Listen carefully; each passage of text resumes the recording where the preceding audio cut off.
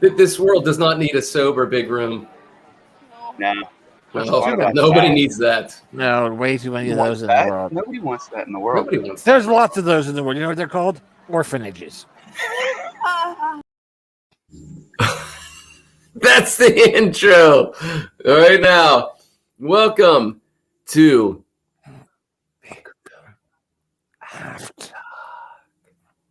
I think you misspelled it. You mix spelled it. Yeah, I misspelled it. We're officially Bigroom after Dard. Darb. That's Bigroom after Dard. Bigroom after Dard. Oh, did I lose you? F the what? It's just me. It's just me.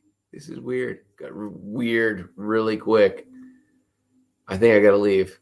I can't take this. Oh, thank goodness you're back. Dard. That's what happens after Dard. You know what I just realized on StreamYard? Which I didn't know this. Yeah. And that's how I brought myself out of the studio right there.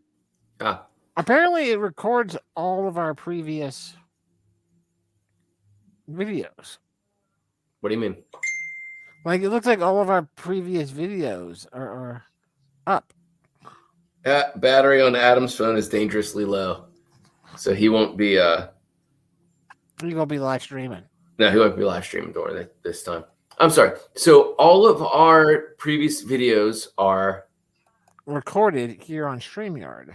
Oh, and not just on Facebook or not just YouTube. On Facebook or YouTube. Yeah, it looked like we just ran out of video recording space. Oh, perfect. So they were as well. That's a whole year. It didn't look like a whole year, man. I think they're lying. I think they're doing some kind of lying thing. Yeah. If I recall, when I was doing it regularly, they didn't really show everything. Yeah, they're lying. Stop lying. It's some kind of lying thing going on here. Yeah, and I don't mean like King of the Jungle bullshit. No, not like that heartwarming baby cat. This is you, and everything you see is yours. Bullshit. No. So what were we gonna? There was something I was like, "Hey man, why don't we go to this so I can share this?" The opening, right? The opening of the thing. Which thing? Of this last broadcast. Yeah, absolutely. I got to see this. I just got to see this. Oh, that's what I'm doing, by the way. Good. Big berg. Bring down. Hey now. Who now? I know. Bigroom after Dard. It's happening now. Like the Bigroom, only dimmer. Bigroom after Dard. After Dard. Stuff things. That was 1 hour ago? Yeah, that was Stuff Things. Yeah, that was 2 hours ago. That's good. It says 1 hour. It's funny.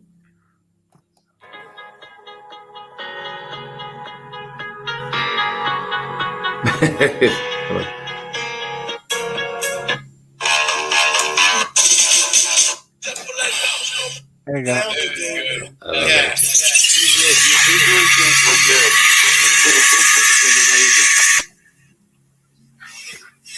Can you see it? Can you see it?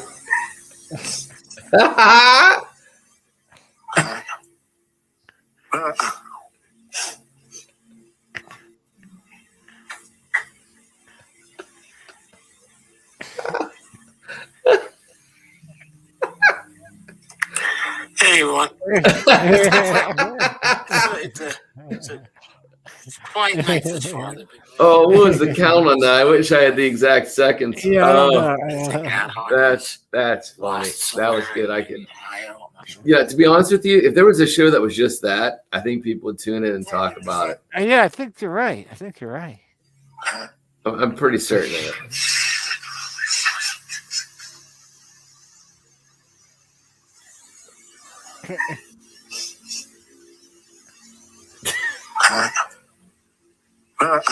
It's okay.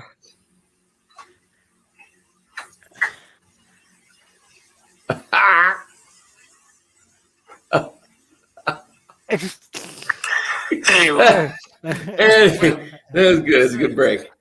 Yeah, good hold it together. Woo! Good hold it together longer. You did it to me. You did it. I wanted to keep it going for significantly longer. Couldn't do it. I couldn't do it. Okay, so who is the actress and what is the TV show? Well, you did it to me. You did it. So, which one of you assholes is gonna fuck me? Wait. I know, yeah. I got it. I will. I will. Hey, we're not about that. I will. I will. What? Very tenacious. Yeah. Hi, I miss you, BB. Yeah. What? Ah. Award-winning entertainment.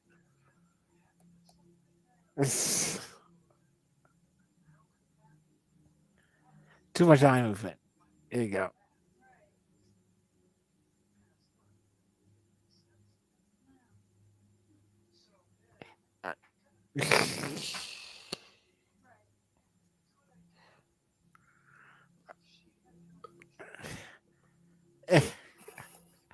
That's good. That's good.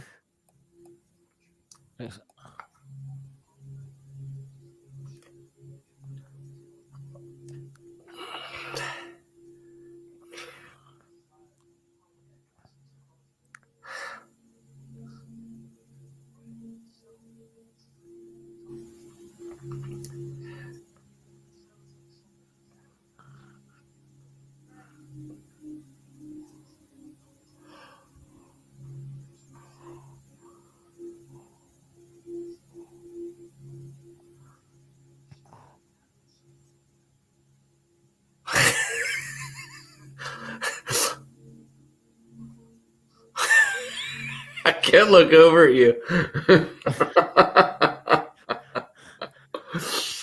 All right, ready?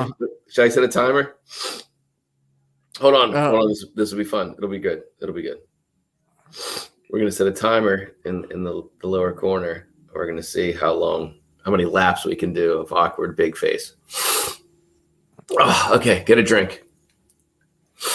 Whew. Okay, this is the first. So everybody, welcome to Bigroom After Dark, where you don't know what's going to be shared, things that you'll want to have erased, things that you'll want to never forget again that are gone for life. This is one of those moments. This is the first installment of Awkward Face Olympics After Dark. And we're going to see, and the timer will be backwards, maybe. But so what you want to do is you want to make sure you grab your drink because it's going to get weird. I'm talking 2 dragons. Timed. 2 dragons. 2 dragons. Right? BB, need a drink? Here. I think I'm Put your whistle. Whistle. Mm. All right. Get weird. Okay, so awkward face off. Okay.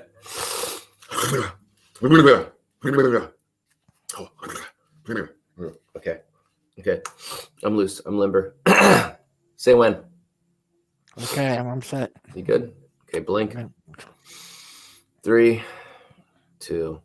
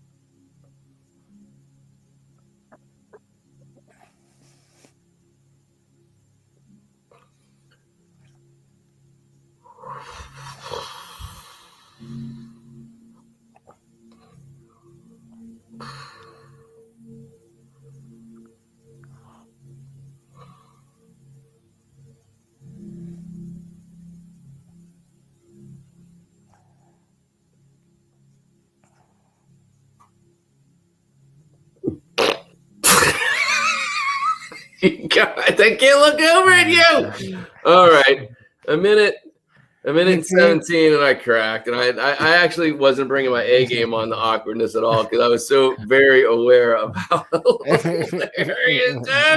And not only that, the fucking timer had your face in it also. I couldn't escape your. I couldn't escape your awkwardness.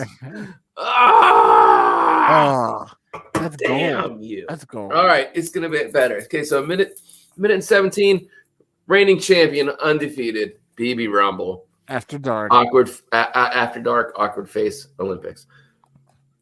Nice. Awkward cam. The Awk cam. No, awkward cam. Awkward Awk cam 3000. Okay. That's the technology we use for the event. Yeah. All right. So where are we tonight, BB? What a good place. All right. That's nice. Show some of our surroundings so I know where I am instead of just headbutting with you. Oh, yeah. Yeah. Ah, there we are, surrounded by booze. So much better. So much boozer. So much Elaine. Right? Elaine what? Boozler. There it is. Boozler. Boozler. Oh, what is that? What is that? Oh, that's funny. Oh, God. Oh, is that at the cask? Yeah. Oh, that's where it's your hand, but it's the hand. Okay, Rock. Yeah, my face is completely hidden. It's terrible. Oh, wait. You just got to remake it. Turn your head. If I do this, if I do that. Can I make it a mosaic?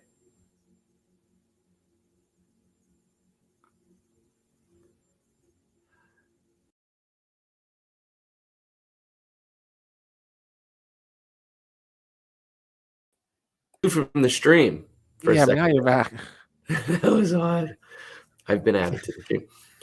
That should be added in the intro, maybe to the After Dark. Yeah, for the After Dark, it's just holy. Yeah. It's like she says After Dark. And then a cling. I don't know. Then the yacht. They're like fast cars. There's gonna be a few, yeah. Lingerie. Right. And then our faces being awkward.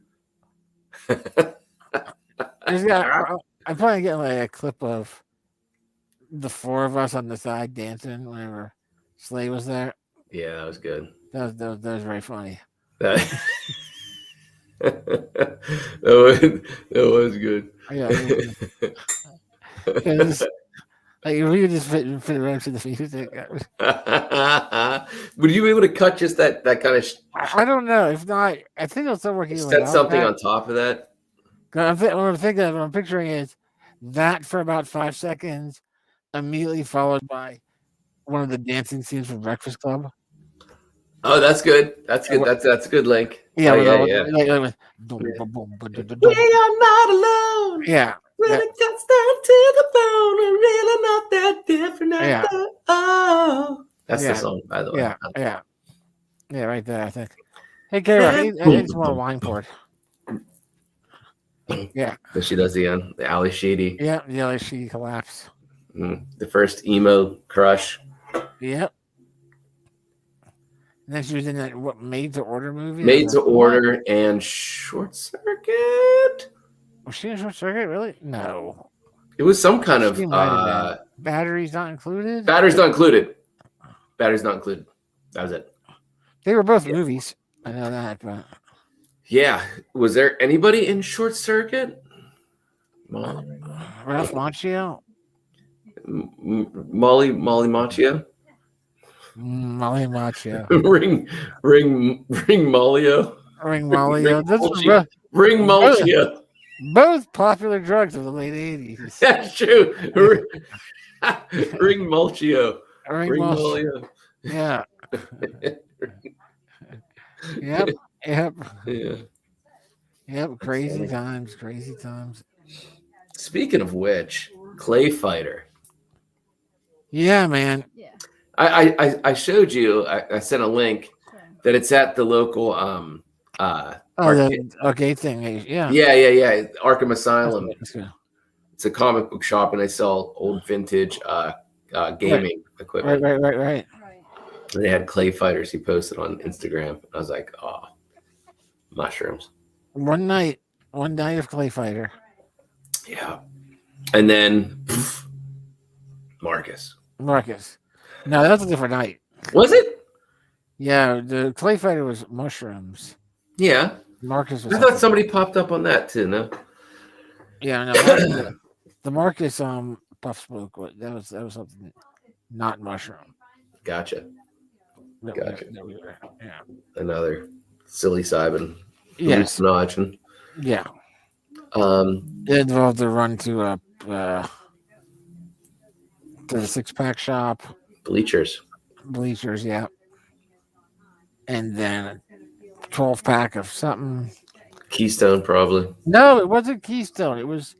I remember we got something that was We invested. Yeah, it was darker. It was better tasting. I don't remember why we did, but we did. Lowenbrow, dark. Marcus was there. Yeah. Oh, look at that goblet. All right, I'm gobleting with you. Right. Gobble. This is how I drink wine.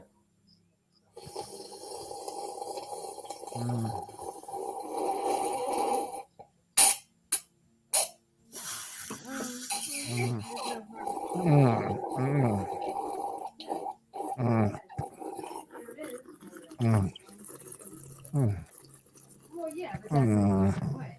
It's an aerator. You know, that's what the French do. They aerate their wine. I like to chew my wine. Yeah. That's very Hungarian. Yes. Yeah, the aerator in this new it's called Cork Genius, by the way. The device that I bought. That's a pretty fucking great name. Oh yeah, it's Cork Genius. They could have done better.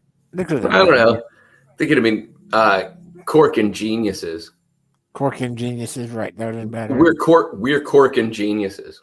Right, we're Cork and Geniuses. Yeah. Yeah, that'd be pretty good. Yeah. We're Cork and Geniuses. We're Cork and Geniuses. Cork Genius is okay. That's all right. But it's not we're Cork and Geniuses. We're Cork and Geniuses. Yeah.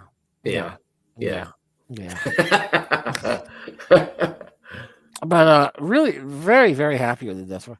The aerator is great. Mm-hmm. You know, like I used one of those. Yeah, it's great. We use that, yeah.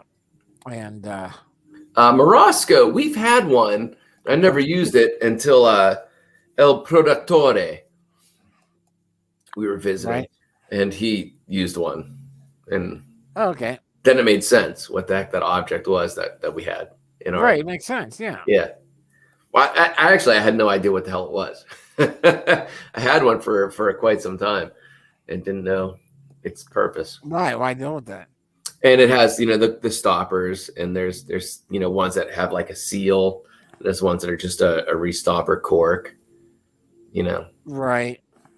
What is your stopper like? Is there any tech involved? Yeah, there's a with a little pump on top. Yep. Yeah. Yeah, a little pump thing, and then you pump it until it explodes. It kind of holds itself down a little bit, and then you just have to wiggle it a little bit. You hear it whenever you want to uncork it again. From the recorker. Recorker. Would you like some making fuck recorker? Part 3 is coming out this summer, I think, right? Is it? Is it really? Yeah. Wow. Yeah. Anybody out there in the After Dark crowd? No? We're discussing? Right. Do you? Would you like some making fuck? Recorker. Recorker. What is the real words? Oh, yeah. Together again, singing the same story. What's the real words though? It's not recorker. It's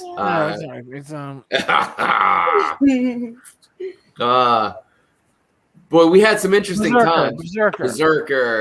Berserker. Would you like to make the fucking berserker? Berserker. Lick and fuck.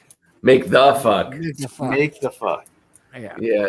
So it's from a movie called Clerks. Too. Oh yeah. Yeah. My brother knows every goddamn movie. I know. He does. He has all the big room bucks. Like we can't even get none. Well, I'm Like, like, can I have a chance? Can I have a chance? Nah. Tika? She got I'm chances though. She knows a lot. I know it's true. You got a lot of cinema knowledge. Knowledge. Simonology. And she got cinnamonology. Cinnamons. She's cinnamon and she's nology. And mahogany. Now she got And the mahogany. Cinnamon mahogany. right. Would you like some making fuck berserker? Did he just say making fuck? I like this guy. Yeah, Oh. making fuck. I love this guy. Would you like to making fuck? Did he just say, would you like making the, would you like, what is it? Yeah. That's so funny. Clerks. Would you like to make the fuck? Some making fuck. That's it. Some Would you like making some fuck. making fuck? Yeah. Yeah, the movie Clerks. It's are you familiar with it? You've heard of this? There was a guy, Kevin something or other, that we hung out with. It's a very, very common last name. He also hung out with Prince. That's a hint. Yeah, Prince asked him to come shoot some video at his space and never intended to pay him. He was like, do you want to go do this? And he He did. was like, hell yeah, I want to do it. It's Prince, and he's a huge Prince fan. Uh-huh. And then, no more and then. No more. What movie is that from? 4,000. 4,000? 4,000 Big Bucks? I think so. I see confusion on half the faces. in And this. then half the faces in the big room. And then. No, and then. No. And then. then. No more and then. And then. An egg roll. And then. No more and then. There's a hint. It's from it's one of those 1980s films. 90s, actually. 90s? Yep. It is. And No more and then. No more and then. And that's it. That's everything. And then. And then I guess it's the fried rice. And then. And that's it. That's everything. And then. Nothing else. And then. No more and then. Let me order. Yeah, I'd like to place an order. What you like? Yeah, I'd like 3 orders of garlic chicken. And And then 3 orders of white rice. then? And then... Oh, hey, you guys want soup? Sure. Yeah, 3 orders of wonton soup. And then? Oh, some fortune cookies, too. And then? Gosh, I think that's about it. And then? No, that's it. And then? No, that's it. That's all I want. And then? And then nothing else because I'm done ordering. Okay. And then? No. See, all I want is the 3 orders of the garlic chicken and the 3 orders of the white rice. And then? And the soup, dude. Are you done? And the wonton soup. And then? And the cookies fortune. Hey, and the fortune cookies. Yeah. So it's just the chicken, the rice, the soup, and the fortune cookies, and that's it. And then? Are you done? And then you can put it in a brown paper bag and come put it in my hand because I'm ready to eat. And then? I refuse to play your Chinese food mind games. And No! No and then! then? And then? No and then! No and then! No and then! No and then! No and then! Stop pissing me off, please. And then I'm gonna come in there and I'm gonna put my foot in your ass if you say "and then" again.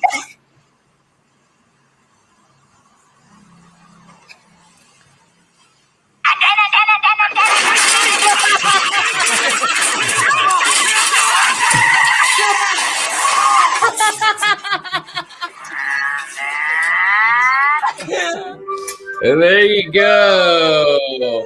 Dude, where's my car? Cinema magic. A surprisingly Yeah, funny that shit was movie funny as that not hell. many people would have ever believed. I've been in places where I was like, yeah, I know. funny movie I saw recently. It was Yeah. it's funny. It's, you gotta, like, what was the name of it? It was like, Yeah, you don't know. you Yes. gotta see it. I It's, can't remember it. I can't remember the name, but there's this scene, and I would tell them the scene, like, yeah, that's really funny. And they're like, yeah, I gotta look it up. You don't want to know. It's dude, where's my car? And then Judge. Yeah. Jafar judged. She would not. She was like, "That's not." It's like you and BB are just drink too much at 5 o'clock in the morning. Did she watch it, or did she refuse? She's never seen it. I probably. All right, thanks, Slay. I didn't watch it for years, dude. I assumed it was a horrible movie.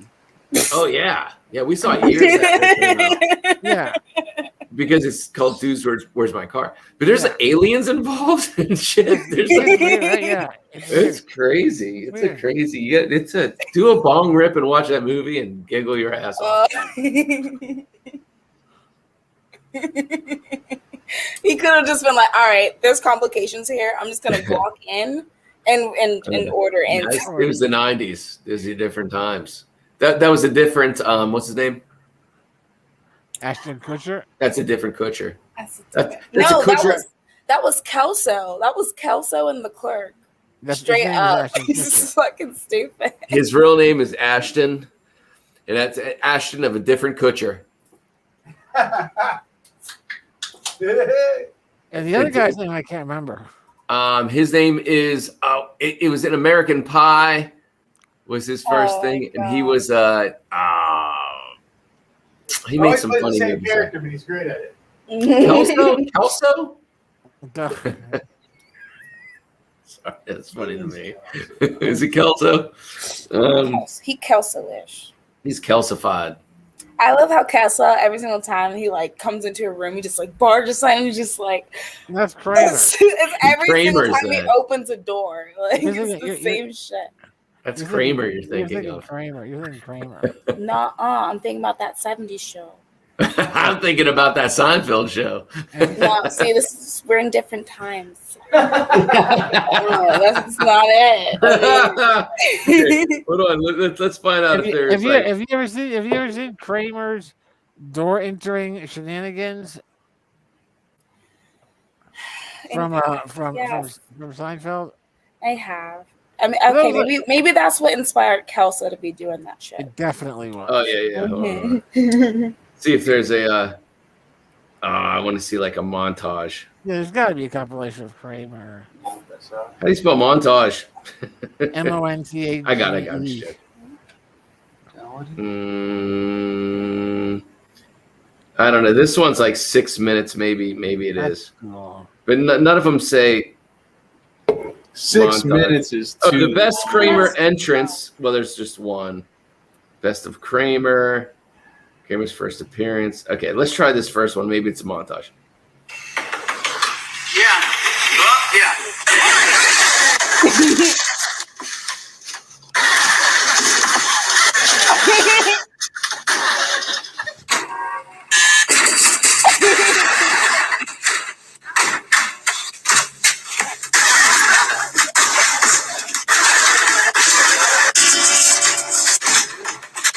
This is insane.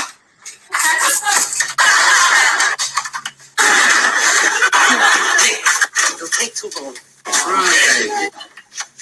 Okay, now do Kelso. There's no like reference to it. It's just his. Now let's do Kelso now. That's what's insane. Is it's like point. What is it like a second and a half? Yeah. And there's 6 minutes and 16 seconds of that.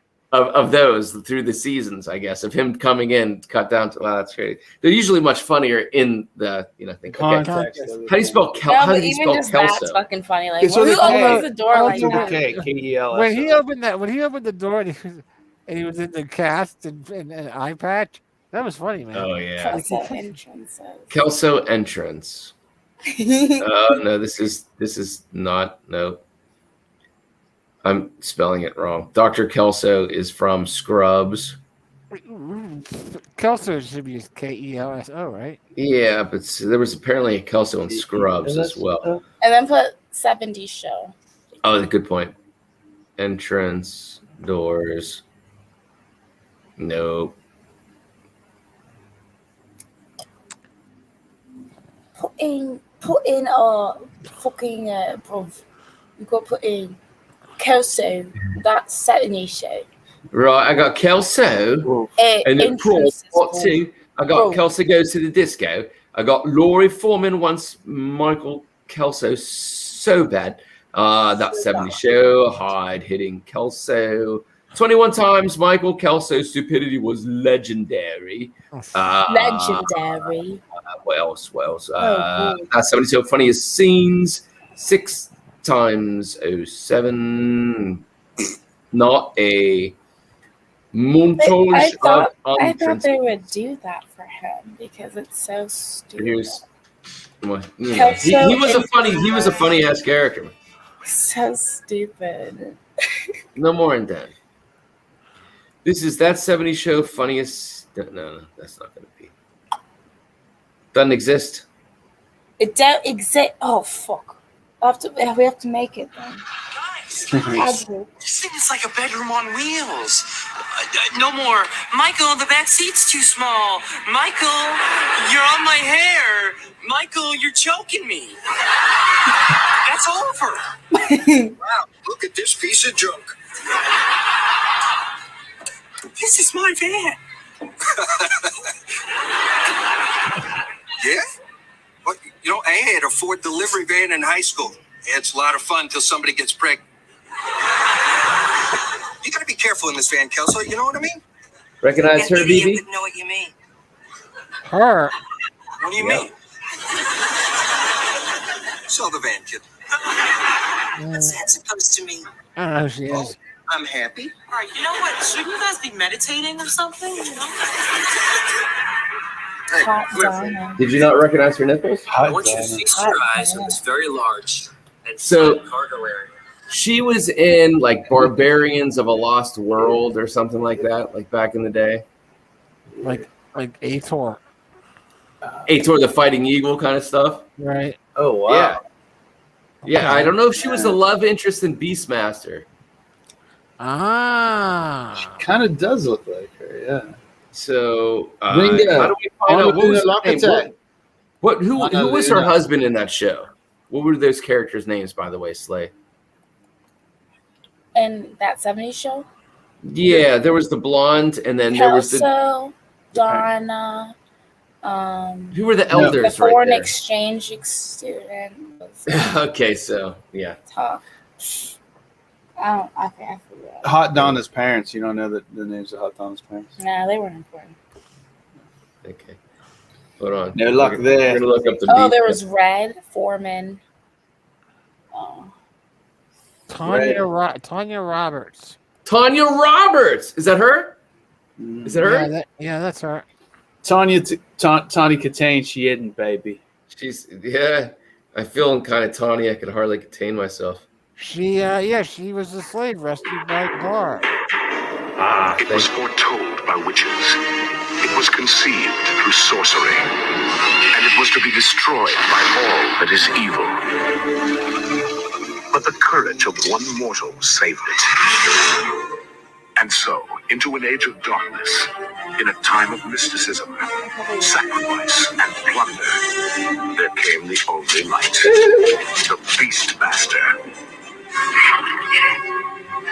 Born with the strength of a black tiger, the courage of an eagle, the power that made him more than any hero. There she was. Rip Torn. More than any lover. More than any lover.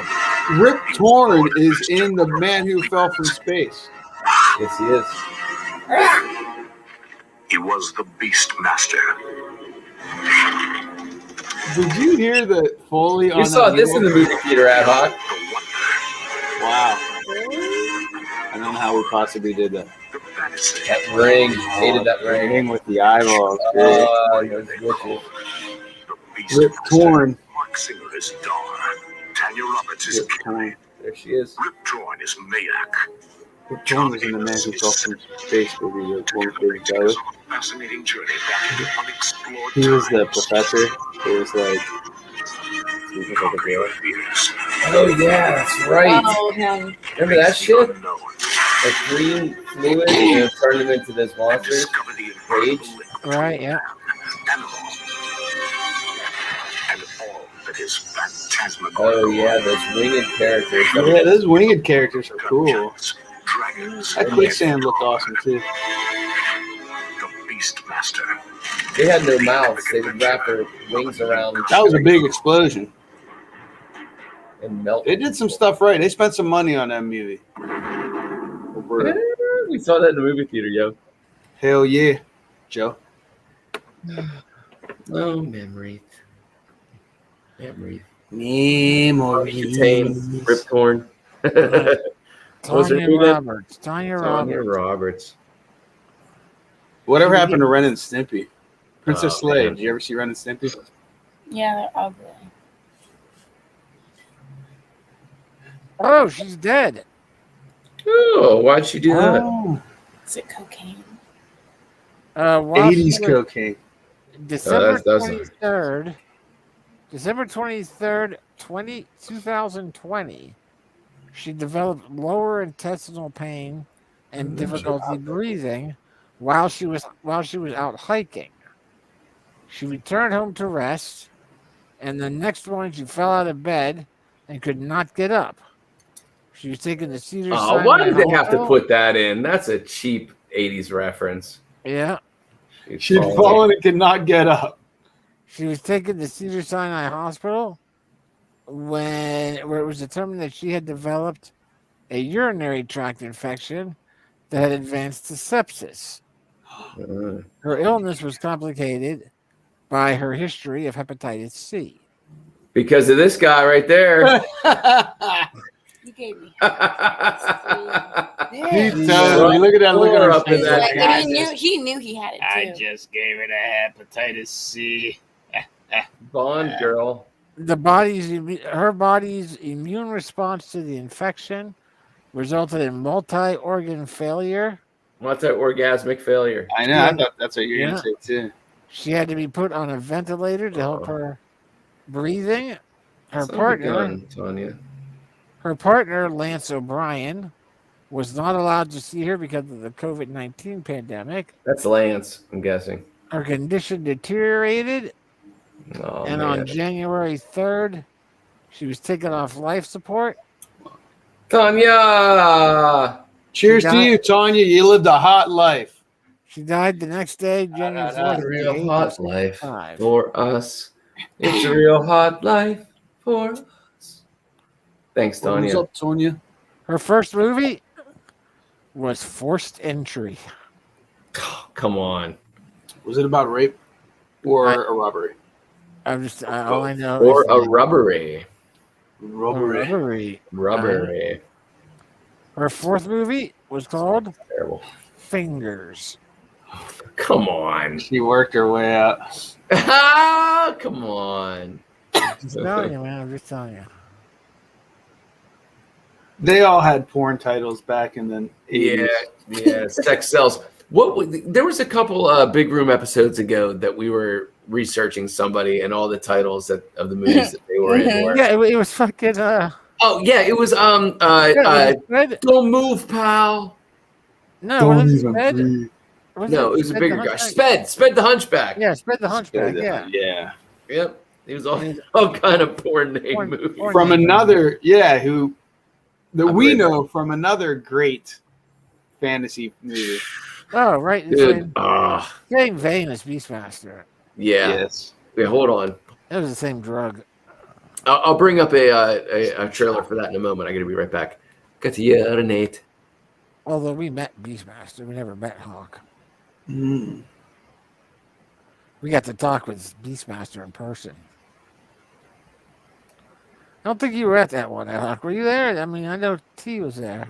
No, I only ever made one, but it was the right one, Stan Lee. Right. I got to meet the Stan Lee. Mark Singer was pretty awesome. He was pretty great. Yeah, he was very, very, very, very willing to engage with the fans. Nice, man. Especially since we were there more because we wanted to get pictures of him from his guest starring role in the one Highlander TV series because he played a Highlander character in the Oh, TV right. show, and we got to talk to him about that character, and he was very happy to talk about it rather than Beastmaster. We were like, dude, we loved that character. He was like, I know.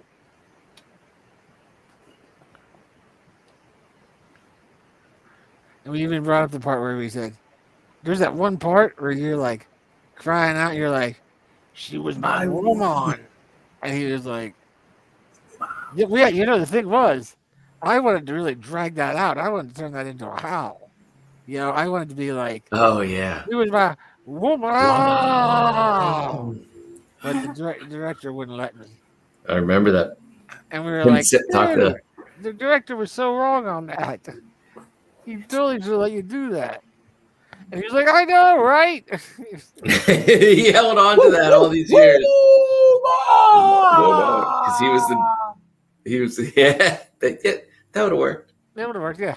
Roll that right Yeah. there. I don't know what any of that was just now. I'll just go with it. Woo! All right, ready? It's used for a woman, but like in a wolf house. No, then gotta do it again.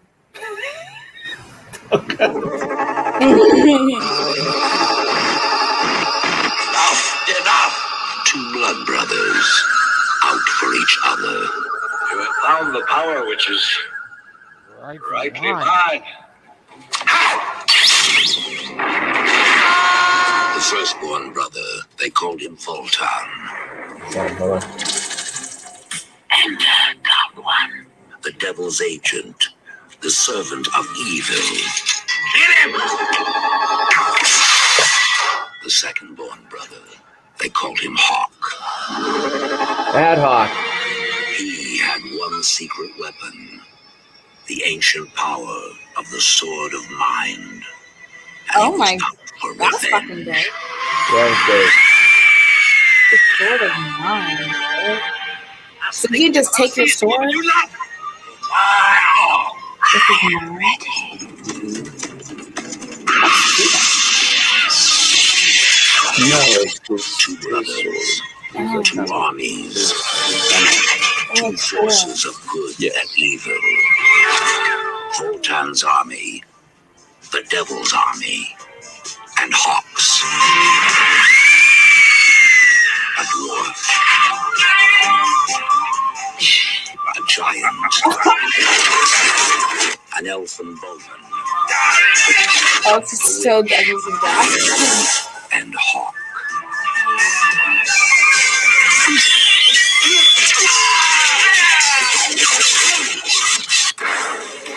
that elf inspired.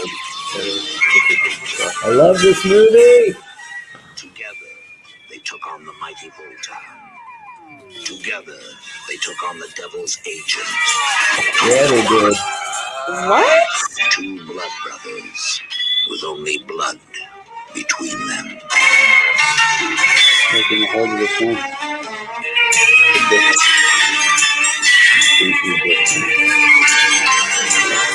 Beyond the edge of darkness, there is a world of sword and sorcery. Wow. I listen to that soundtrack periodically.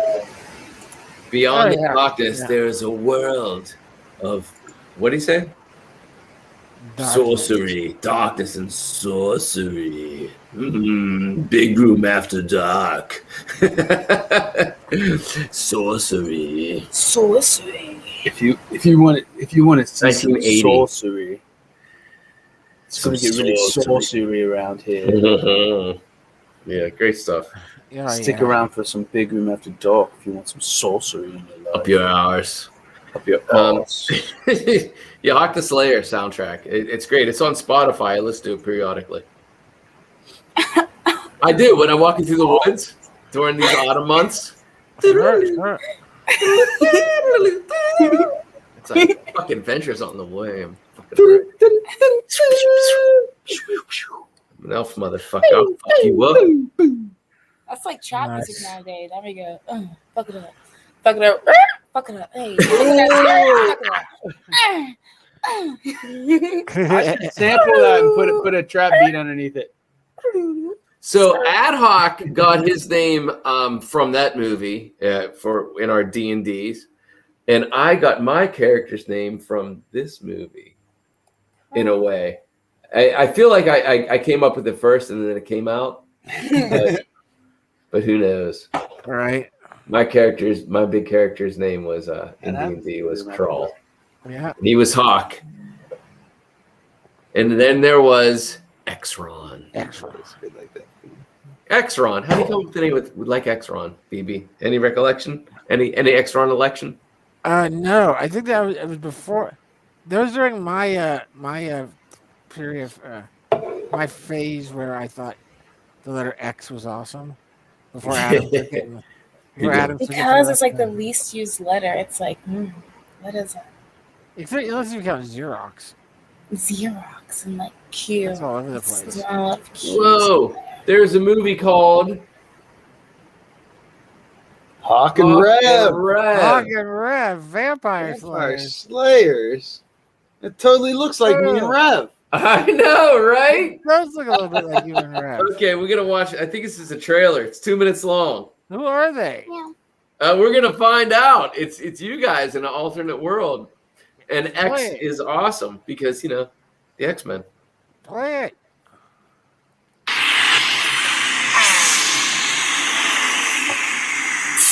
Santa Muerte has a problem. Mother effing vampires. Oh, I'm done. And this man is the solution. I just saw some filthy ass vampires. You stop calling crazy stuff in the middle of the night. In exchange, I'm not going to arrest you. He's dedicated. 201's vacant. Not anymore, it's not. Filled with a bunch of these guys and their beady black eyes and bloody mouths. Purposefully B-rate. He's angry. So this is all temporary, right? And he's homeless. First off, no hurting or killing. But even he is a friend. What the heck is that? My secret stake. I always carry it. And even he gets lucky sometimes. Wow, never been booty called to a tent before. You think she's a double agent? I think she was definitely pumping me for information. Get ready. Together, they will make this town safe again. Where'd you find this guy? Even if it means It's true. What? putting their ass on the line. Even if they can't quite do it on their own. Look at this. That's oil. Oh. I think I sharted. Oh, God. Hawk and Red. Vampire Slayers.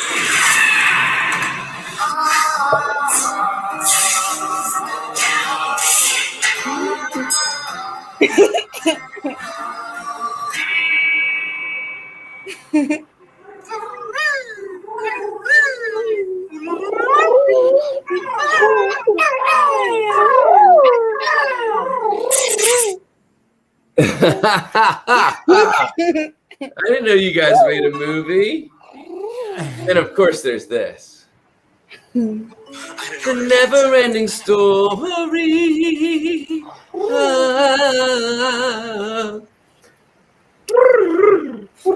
Oh, I have to do this. I'm doing it wrong. No, I wasn't doing it. There's not. I think the point of it is that it's wrong. Wait, baby, did you ever see Neverending Story? No, I like lesbian rom-com films. That's the never-ending story. It is? Oh, then I saw it. It's never-ending. No, it's never-ending Gloria. Right. That was the other Glory. Yeah. Glory hole. The never-ending Glory holes. cool. There was a really wonderful rom-com, lesbian rom-com film that I worked on. It was that Christmas film with Kristen Stewart and Mackenzie something or other. What did it end up getting called? We have to look this up right now. And it was Eugene Levy's son. That's in up Schitt's Creek. Schitt's Creek. Yes, Dan. Yeah. Dan Levy. Yeah, what the hell is that called? It was what the hell was that movie called? I don't know. Kristen Stewart from Twilight. So many movies. Yeah, it's a great rom-com. It's a humble. The holiday rom-com. What's it called? Seasons. Of the Witch? Happiest of Seasons.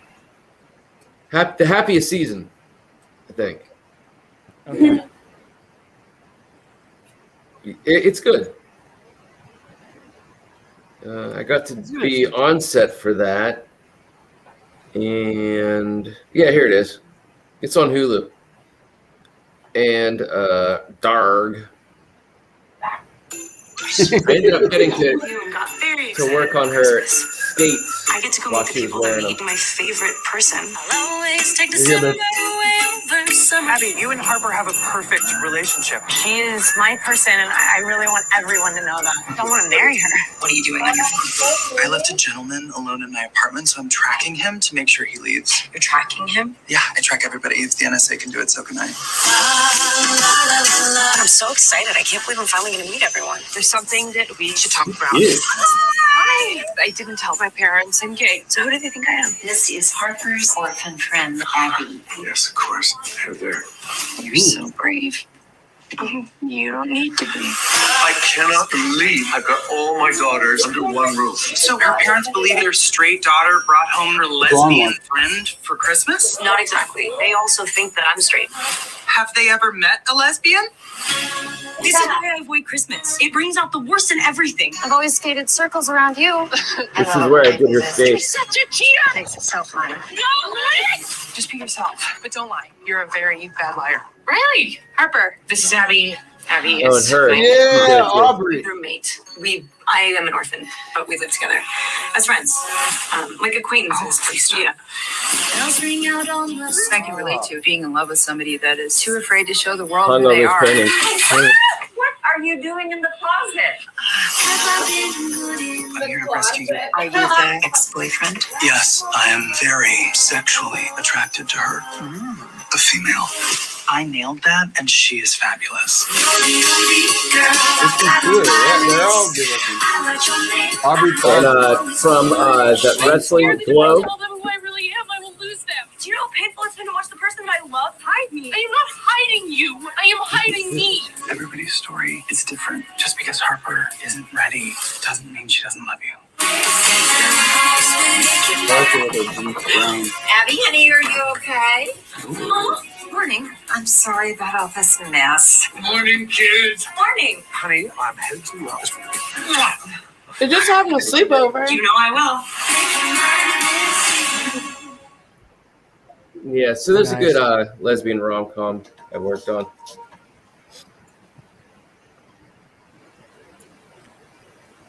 Rom-com.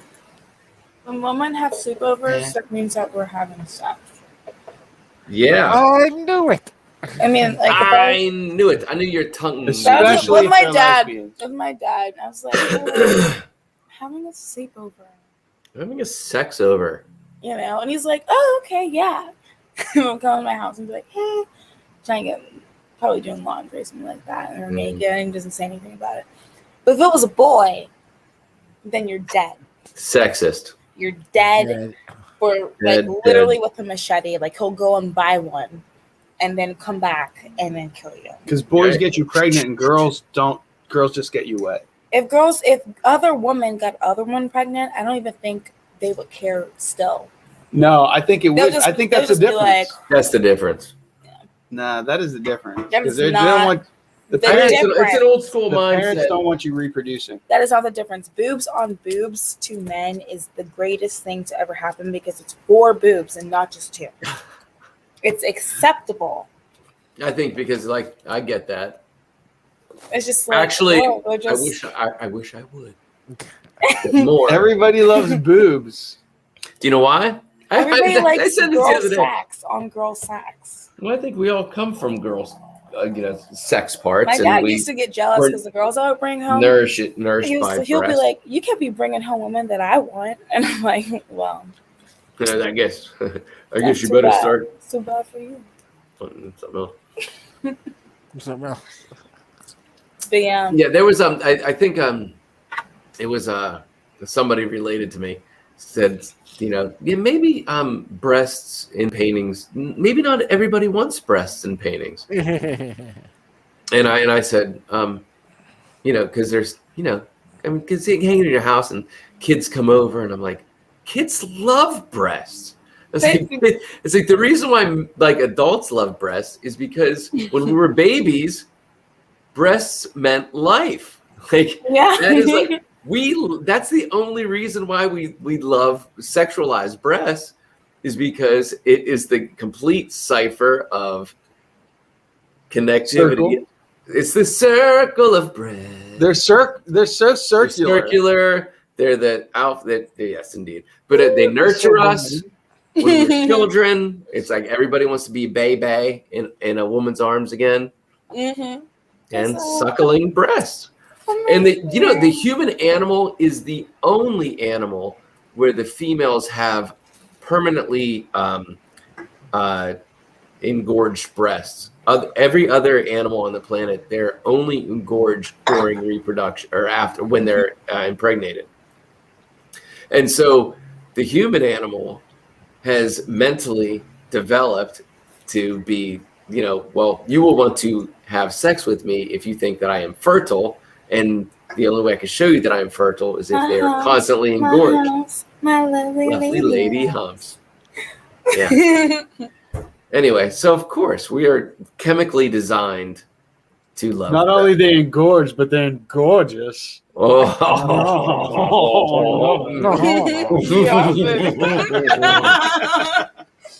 And gorgeous. All right. Well, all right then. All right. 12. So you're saying that like, what do you mean by engorged? like just Filled round. with blood. Just like out. Well, every animal, they get engorged with milk. The milk sacs Yeah, and it gets engorge flat and they again, inflate. like And then when they're not pregnant, they retract to the body like a male, They're called breasts, and everybody has them. What's that from? 10,000 Bigroom bucks. Yeah. If you've watched our show at all, yep, we've referenced this probably. We reference this every 5 episodes, I think. They're called breasts, and everybody has them.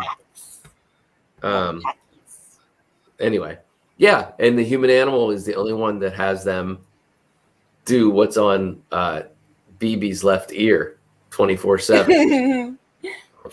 They're big. And then humans even insert shit in them to make sure they look like they're impregnated breasts. Nurturing breasts. So you just want to... That's a Jim Carrey reference. Mom from from Liar Liar. Did you guys ever see the movie Liar Liar? Oh, it's so good. Hilarious movie. Yeah. Oh, hilarious. Have you seen it? Liar Liar. I'm not thinking about movies right now. I'm thinking about glass. Yeah. Liar Liar. Elevator. He's just like your dog. That's not your dog. Of course, it's a big red dog movie. Which should I see? Yeah, I grew up on All right. Playing in theater and streaming on Paramount Plus. Thank you. Max, Oh, that kid. Mom, your father is sorry. He had to work. He said he was gonna be here, he promised. it. Looks like her name. He makes a wish. We should never lie again. Come on, where's the elevator? It's supposed to be the elevator. Here.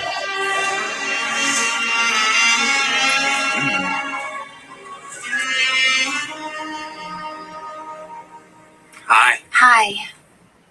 New in the building? Yeah, I just moved in Monday. Oh, you like it so far? Mm-hmm. Everybody's been real nice. Well, that's because you have big jugs. I mean, your boobs are huge. I mean, I want to squeeze them. Mama.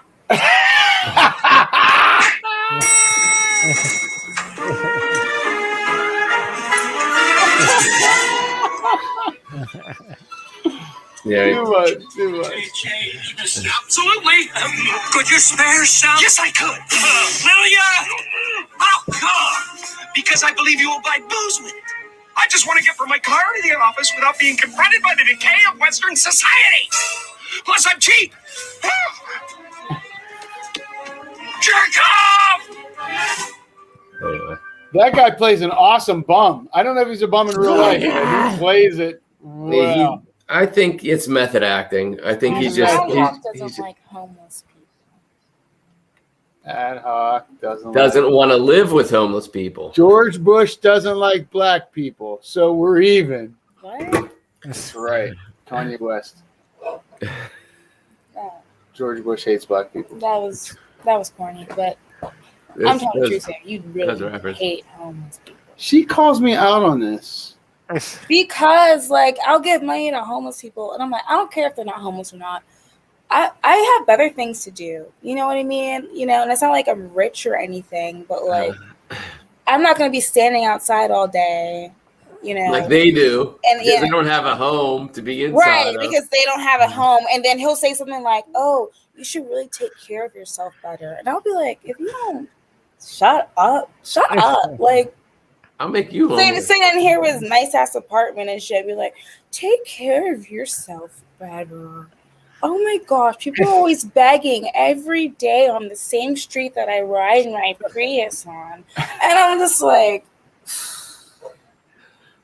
you gotta check your shit for real. Quit complaining about people that are already down. Like, you're literally complaining about people that have nothing. Yeah, fuck out of here with that bullshit. I ain't saying shit. Rebuttal. Come on, guys. Like, listen. All right. TK, you lived in San Francisco. When I drove up there, I don't give a fuck. We're not in San Francisco. I know. I don't want this place looking like San really Francisco. It ain't looking like San Francisco. You see where you live? So our step pops works for the state, and he will, especially when he came out to San Francisco, he would remind me of the exact moment that Pittsburgh started having homeless people. And it was when our government started cutting the funds to psychological help spaces and all these shelters. It was during the Reagan administration, by the way, fucking Republican. So that's my thing. Like, my thing the is Republicans are complaining about it, but it was there's shelters to help you. Follow the money. But anyway, he tells me a story of, and he works for the government, and he saw the immediate changeover of when there was people that didn't have a place to get help. They didn't have shelter. They didn't have mental support. They didn't have any kind of support. So it boomed.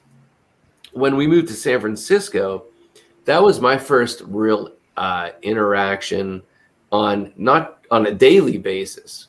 And not just like once on a daily basis, but every street light, every corner walking, like there was multiple people. Every 20 feet was somebody who was homeless and needing help, asking for help. And, you would see as you would see them for months and months, you would recognize the source of it.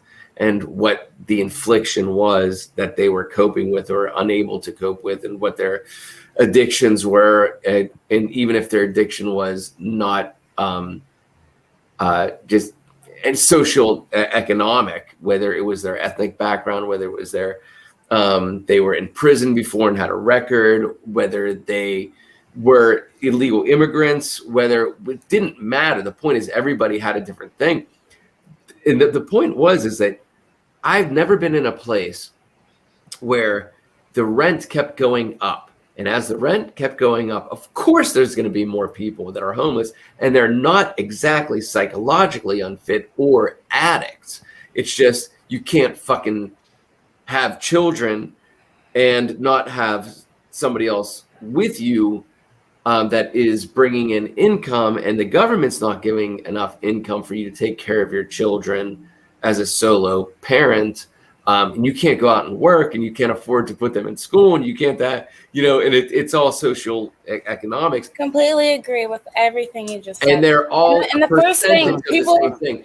But I can tell you this: the first week we were out there, I turned to Jafar and I said, as somebody came up to the car, and we would always give our coins. We would always give anything we had. And we fucking moved out there with nothing. We moved out there with no jobs to the most expensive city in the United States, one of the most expensive in the United States, possibly the first. And not only that, it was during like a war for oil. So when we'd set up to move out there, what we had budgeted for gasoline went to like almost doubled, because gas prices almost doubled because of fucking war for oil. And that even cut into it. And when we arrived, we were still giving our coins out. And then we were like, we literally don't have any more, and we're still waiting for job offers to come back. We have fucking nothing too. And I turned to Jafar and I said, you know, the worst shit about this being that we're gonna, I didn't say it. I said, you know, eventually we won't see them anymore. And that's going to be the worst part of it. That eventually, as when we run out of money to share with them, and it's just over and over again. I was like, you know what sucks is we're not going to see them anymore. Yeah, because you're going to be good. You're gonna, live the life, No, what I meant was we're going to have to start ignoring them asking for a handout, because we can't help all of them. Right. And we don't have enough to live in that society. We're not making money that we can share. Although we have a car and we have a place to go home and sleep to, and we have food in our belly. But that's all we fucking got. And we're working every moment in between. And we have to start mentally not seeing them in order for ourselves to survive. And I was like, that's gonna fucking suck. Eventually we have to numb ourselves. And at the same time, there's a Lamborghini driving by and there's 20 homeless people. And that was my first sociological experience of really being standing in a society of the extreme haves and the extreme have-nots. Yeah. And it's like living in two different dimensions where it's like literally both of them are not seeing each other.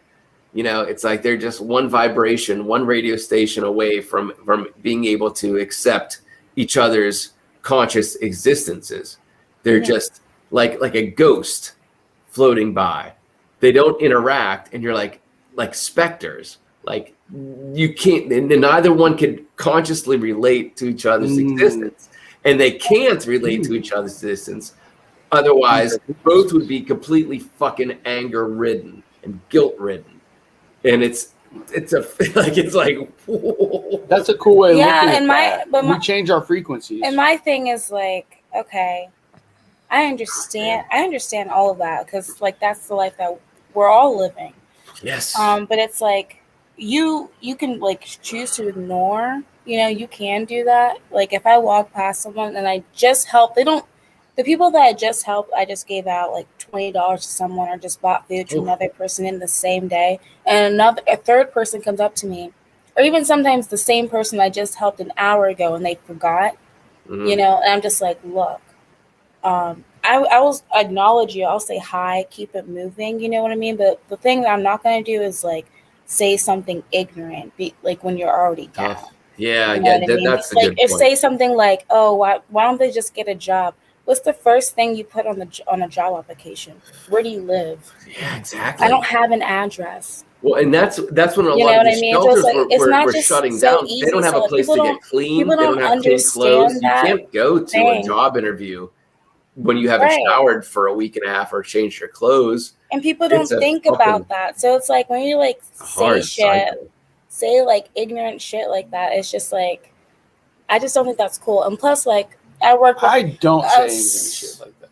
Just for the record. Whatever. I believe that. Because I've you known do. You say like look backhanded stuff. Like I you say it to you. I don't say it to them. okay, well don't say it to me because he knows I work with a lot of homeless people, like especially in college because I was a psychology major and we were helping homeless people left and right and like talking to them and I was documenting their stories and stuff, like projects and stuff.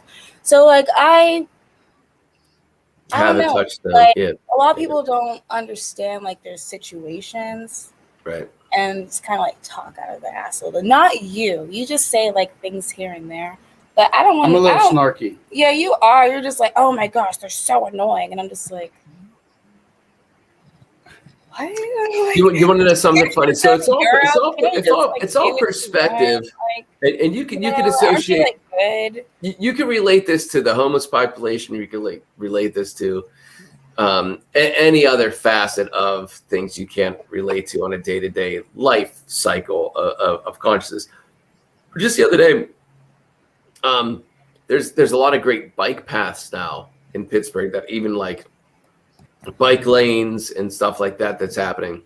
And I had a mental flashback to me in 2000, the year 2000, driving in Pittsburgh, and Jafar snapping me out of, she was like, you hate bicyclists. You hate people, like walking in the street in front of your car and not stopping. And you hate bicyclists. She's like, all these people are trying to like not, buy into the gas and all this. And you maybe they can't afford a car and they're just trying to not only that, no, it wasn't that. She was like, you love the idea of getting out of the gasoline. You love the idea of this.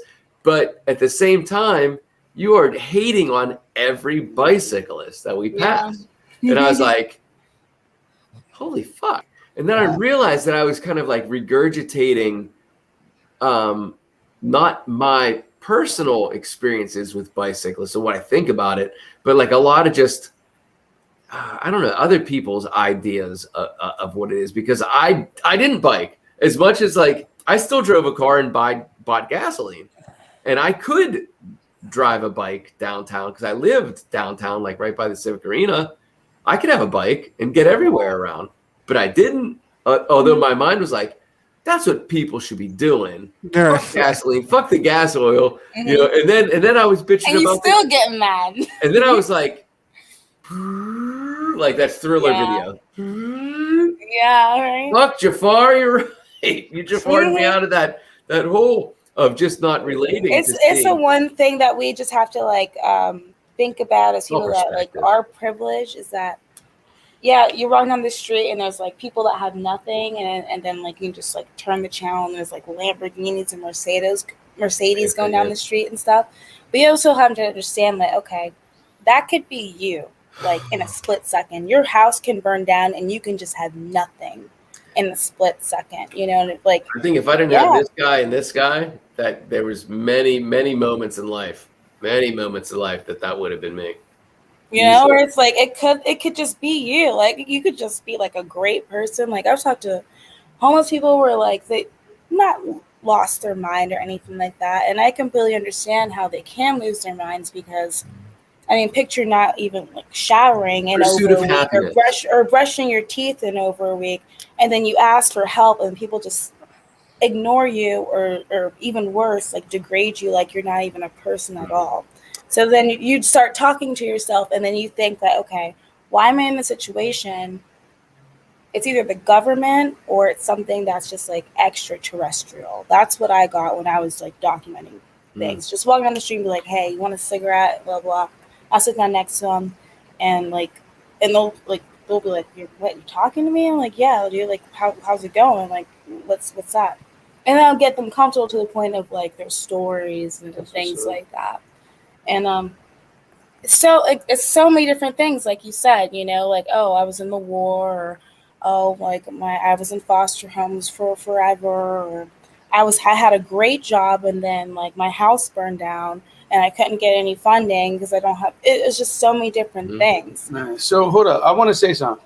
One of the shows that you don't know about me but I worked in reality. When I was working in reality TV, I drew up 20 different reality shows, and one of them was that. And I started. I remember you talking to me I started about making this. a pilot for that.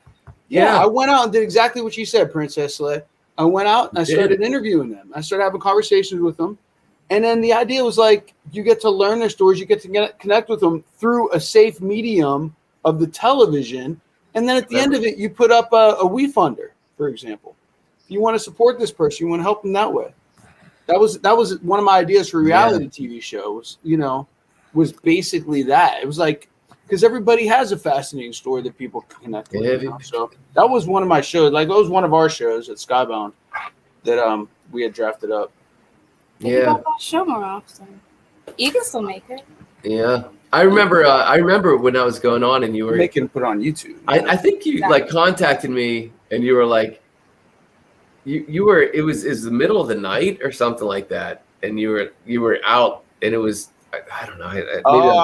We were down. So I drove downtown in Los Angeles, and it looked like a vampire city, and I still have footage from it. Yeah, I still have footage. It's on one of my hard drives, and it's just a tent city, and like it looked like Zombieland for real. Like downtown LA, just at a certain point, tents go up. There's certain streets where the sidewalks are just covered with tents. There's sex trades going on. There's drug trades going on. There's people walking up the middle of the street. I mean, it's dangerous in a sense, but it becomes another world after dark, literally. I have some footage documented. Bigroom. After dark. Crenshaw. After dark. We've also tried to take in a few homeless people that, where you have to talk to them a certain way because they're so used to being out in the streets. So, what do you mean take them in? Who's we? I mean, like the organization I was working with in college. So we weren't doing like psychology that was biological based. It was called naturalistic psychology, where it's like really getting down to the root of the problem. You know what I mean? Like, we're not going to be medicating you like a lot and things like that. It's like more kind of like therapy. So we would go up and be like, hey, I can clearly see that your ankle is broken. Can we help you like with that? And then he could just like snap out on you, and then you go back a week later, and try and ask for, try and like help him again, and he just does not want to talk to you at all. And there's also times where like, okay, you could put up housing for these people. They'll probably live in the house for like maybe like a month and then leave and get back on the streets. But it's like, you could say like, oh, they're ungrateful or they're bored or whatever, but it's more like a psychological thing where they're not used to living that kind of lifestyle, but we can't put that on them and say that they're ungrateful. You know what I mean? I don't want to watch a 70s show 24 hours a day. I know that's your dream, middle class America. I want to be in the street. Off the radar. Living it real. Yeah. Okay. I love you all. Moving on. I love you all. Did you already read that story, BB? No. Story. Can we read it? Yeah, let me get it. That'd be good. That'd be really good. But before you do, BB, you got to chime in on this conversation. You were too show us your tits. No, you do. Show us your tits, BB. What do you think BB stands for? It stands for Big Room. The B and R. It's Big Brain Room. Big Brain Room. What is Rumble. No, it's one of those. It's one of those global issues that's so large that individuals become. But BB, I can't hear you. Yeah, what's wrong with your microphone? I can hear you. Hello? I can hear you, BB. I got. Oh my god. It needs to be pushed closer to your mouth hole. All right, I'll train you up over I there. can hear you fine. Monk hears me Can fine. you hear Monk? Yeah. You hear Monk? Yeah. Do you hear me? Yeah, you're good. Hello? You're good. Go ahead. I'm good. No, I was just saying, it's one of those issues. It's so big that individuals become powerless. They feel helpless. They don't know what to do. And I totally get what Monk was saying about. You know what the worst part is we won't see them. You know that the individual that's out there trying to keep their own head above water every day, going to work. Most people don't get to work at a job that they like. Most people have to go to jobs that they despise, and then they get paid which should be considered a minimum wage because so few people have a chance to save money. So they're out there, and the good people, the people that are like, I want to help the person next to me, like he was saying, will give the money that they can to the people that are out there. I mean, I've run into enough people in Baltimore and visits down there, and even here in Pittsburgh, down by the waterfront, asking for money. And if we have it, we'll try to give them a few dollars. But if you were doing that every day and you're barely keeping your head You'd be above broke water, too. I totally see where people get to the point of just being like, I've been doing this for 2, 3, 5 years. I'm still not in a position where I'm comfortable with my own life. I'm still working paycheck to paycheck, and every single And that's day, me. Stop. That is me. and every single day somebody's No, it's asking- not. But you don't hear me, so that's it. Well, you Right. didn't hear what he had to say. You just cut him off. But what I'm saying is, I get understand why people get to the point where they ignore them. They just because in their head, in their own brain, they're almost not consciously seeing that person. They've become so numb to it, so used to it, that their brain is like, I can't deal with this anymore, and they just move on past it. I don't know what kind of comments individuals make in their personal time, but I don't get the point of saying anything negative or smart ass about someone that's homeless, just because I've seen enough stories that scared me, where you see those stories of people that worked the 9 to 5 job, that did what their parents told them to do to get, you do your job, you work 9 to 5, you'll get your pension, things will get taken care of for you. And that person goes out there and does it for 10, 12 years, loses their job, finds himself in a situation where nobody's going to hire them because they've been at a job for how many years, and they're not young enough anymore, or people are looking at them as they're overqualified, or whatever it is, and they find themselves in a situation where, yeah, I can take a job at McDonald's, but you know what McDonald's not going to pay? My mortgage on the house that I bought when I was working 40 hours a week. And then those people wind up homeless for weeks or months or, indefinitely.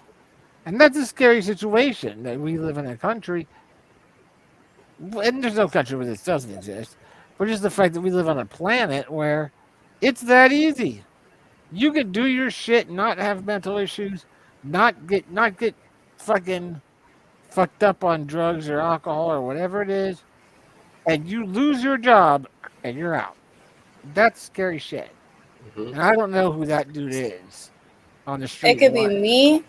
Yeah, It could be me if I didn't have the support that I had, So I It don't could feel be bad. anybody, honestly. I'll feel bad. What if you get I can't. injured? Yeah. Oh my god. But yeah, it's shit. It's shit. Yeah, it sucks. Like I said, how many years ago? 4, 6 years ago, or whatever, before Trump was president, and Bernie and Hillary were running off against each other and all that. And I put up on Facebook. I remember putting up a post saying, people just need to rebrand some of this shit. Some of this, what people are branding as, socialism and or social, democratic social, whatever. Just flip it take the trickle down economics, call it trickle up. You call it trickle up economics. You're not fucking redistributing wealth. You're creating a strong base of 300 million people. And what does the base do? The base buys shit. That's what we do. We buy stuff. We have money. We buy stuff. We want to buy the beer that Ad Hoc is drinking. We want to buy the computer that I'm talking to you through. So you want to buy the T-shirt, the thing. Yeah. But take care of whatever your kids are taking care of. That's exactly right. It is trickle up. What do you You're want right. to go into? You want to learn Trickle soccer up, games? You want to trickle go to up. cheerleading? You're right. It goes back into the system. Money. Yeah. So that money, you shouldn't have to struggle to give it to them. You make the base strong. They're going to spend money, and that money is going to go back up to the top, and you're going to wind up with a strong. The rich are going to get richer, but the base is going to be healthier, and then America, that whatever country does that, whatever country finalizes that and perfects it, is going to be is going to be solid. They're going to be solid. Mm-hmm. Man, that's it. It's true. Last thing I'm gonna say about it is like, I think everything is about perspective in life. I think a lot of times we do feel numb about like people that are down, people that are up, or whatever. But if you can change your perspective to something more positive, then that would help even more. Absolutely. Just giving a smile to someone, is free. And that's you don't have to raise. put someone down that's already down. That's the point that I was trying to That's say. a low vibe. It's true. Speaking of low vibes, let's read some horror. So. All right, we're gonna read horror.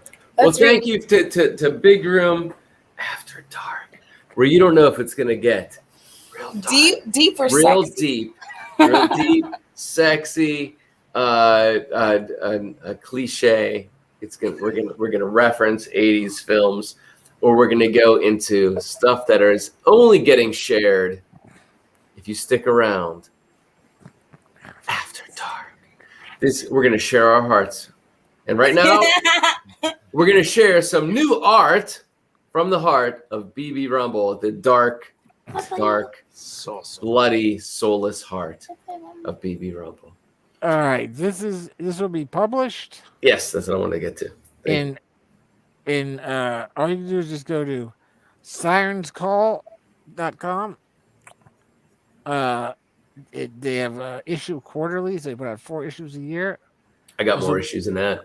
This will be in their winter issue and issue 56. Oh, and I'm also in this upcoming issue with I hope that's a fly. Hey, look at the eyes. He's tracking it. We've had there's something weird going on, man. There's 3 fairies. 3 flies are in here. There's 3 flies. That's I wish I could catch some for you. Is this like a Prince of Darkness? They're listening to you. They're flies in the wall. BB, is this like a Prince of Darkness kind of thing? I don't know. There are 3 big flies. Yep. Yeah, they're not real. Yeah, there might be actually there's microphones in them. Correct. That's right. Yeah, where do those humongous flies come They're drones. from? They're fucking drones. From the FBI.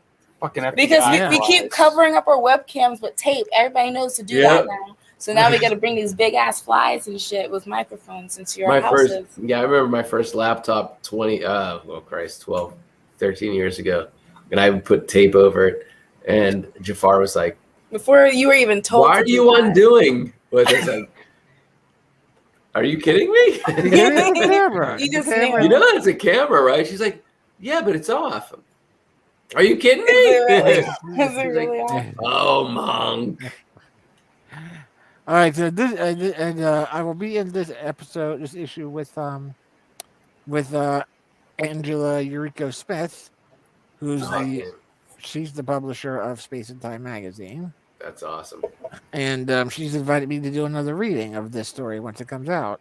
Awesome. I hear there's going to be that's awesome. And I hear there's going to be in the magazine when it comes out, it's going to be the kind of like Teen Beat magazine with the poster fold out of you. Right. Yes. Right. Right. Yeah. Right. Right. Teen Beat. Right.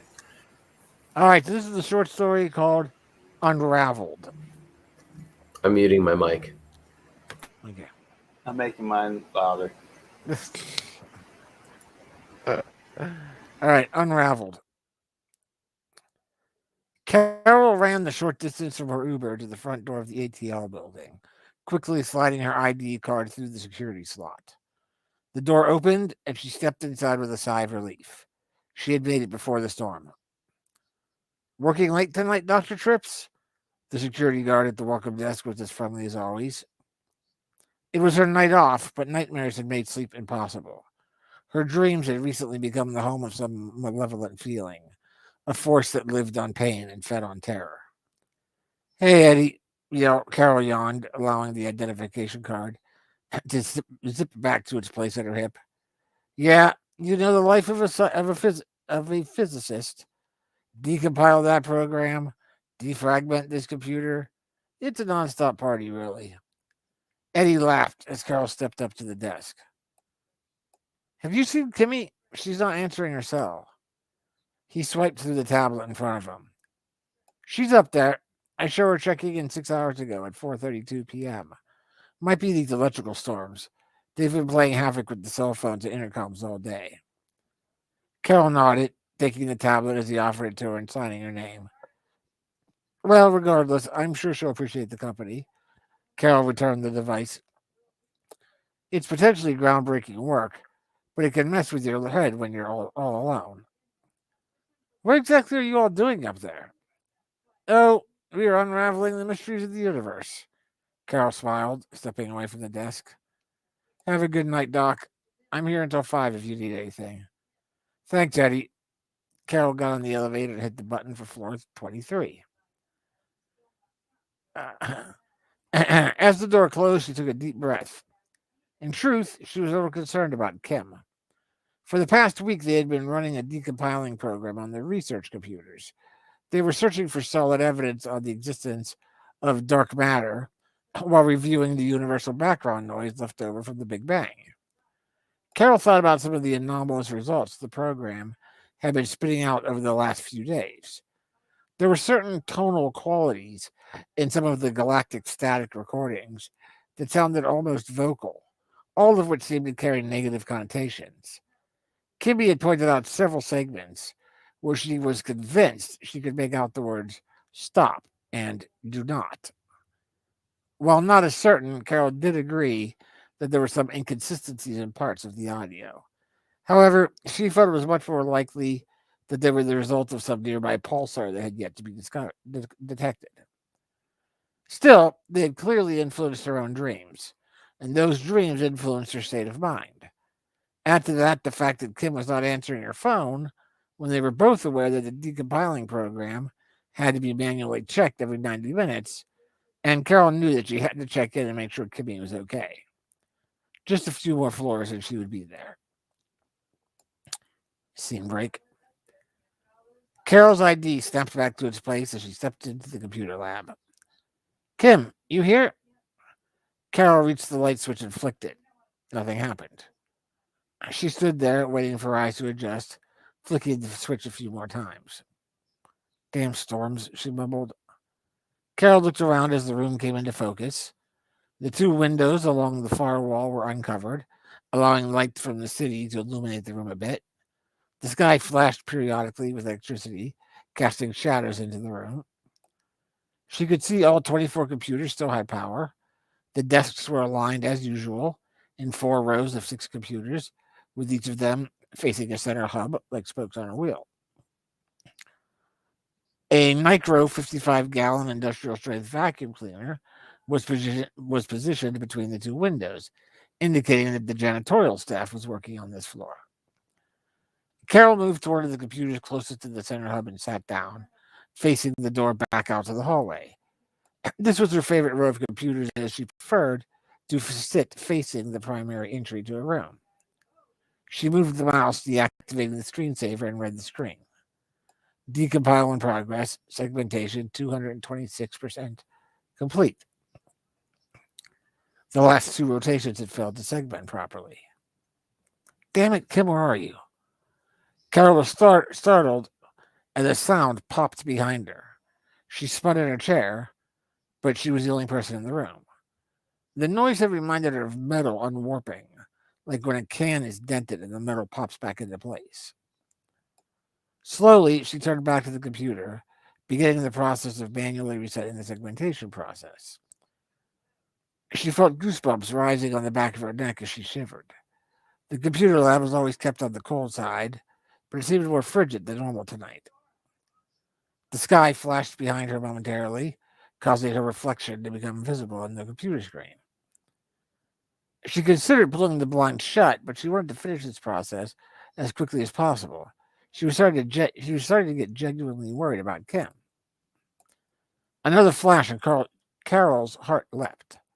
This time, the reflection of the computer screen revealed a figure directly behind her, too large to be Kim. She gasped and spun, pushing herself away from the windows at the same time.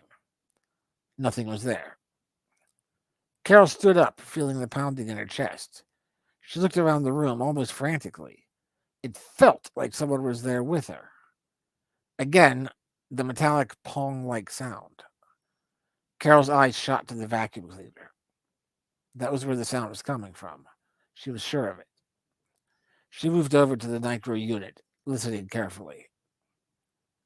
It felt as if her heart was attempting to escape through her throat as she heard a soft brushing against metal inside the container.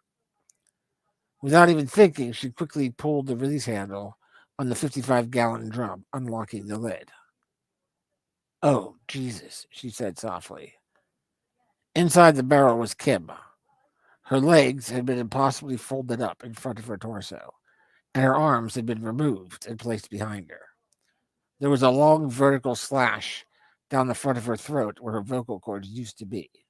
Her mouth was sewn tightly shut, but her eyes were wide open. Carol's mind froze.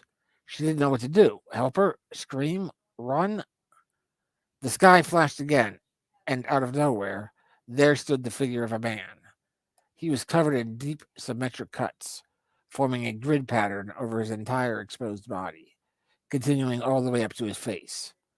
The wounds appeared fresh, many of them still oozing blood. Carol stumbled backwards towards the door to the hallway, trying to grasp her ID card as the figure spread its arms out to its side, as if welcoming her. "Fear not," the voice was abnormally deep, but perfectly smooth. "This is the natural culmination of things. You investigate hidden corners, you will find things that are meant to stay hidden." Carol screamed and turned to run for the door. "Nonsense, child." A hand gripped her shoulder like a vice, just as she was opening the door. She felt ligaments tear and bones crack as she heard that familiar sound of her identification card whizzing back to its place at her hip. Your kind stumbles out into the blackness, ignoring warnings, blind to the true sensibilities of the cosmos. She cried out as she was steadily dragged across the floor. You use numbers and formulas and technology to try and discern the nature of this reality. The figure easily pressed her back against the vacuum cleaner, lowering down to one knee in the process, his face inches from hers. Pieces of bone were visible at the center of some of those deep gashes. The eyelids were gone, and yet it was not insanity that she saw in those eyes. It was emptiness, hungry, cold, and unyielding. You want to understand the true nature of the universe, child? Carol was too terrified to make a sound, and yet, at that moment, she accepted her fate. She knew that she was about to die, and that, in some way, it was the universe itself doing it. The figure in front of her moved so quickly, she wasn't sure if it had snapped her neck or compressed her skull, but darkness was everywhere. She felt a spiraling sensation, pieces of herself peeling away and spinning off into the black. She became aware of the breathless immensity of all that was, and sensed, for the first time, that there was more. And then, out of that blackness, the voice of the figure. You are but one small thing in an infinity of existences. Your desire to understand and explain overwhelms your ability to feel anything other than pain. You suffer because you seek solutions and answers that do not exist. You see, child, the truth is, you do not unravel the mysteries of the universe.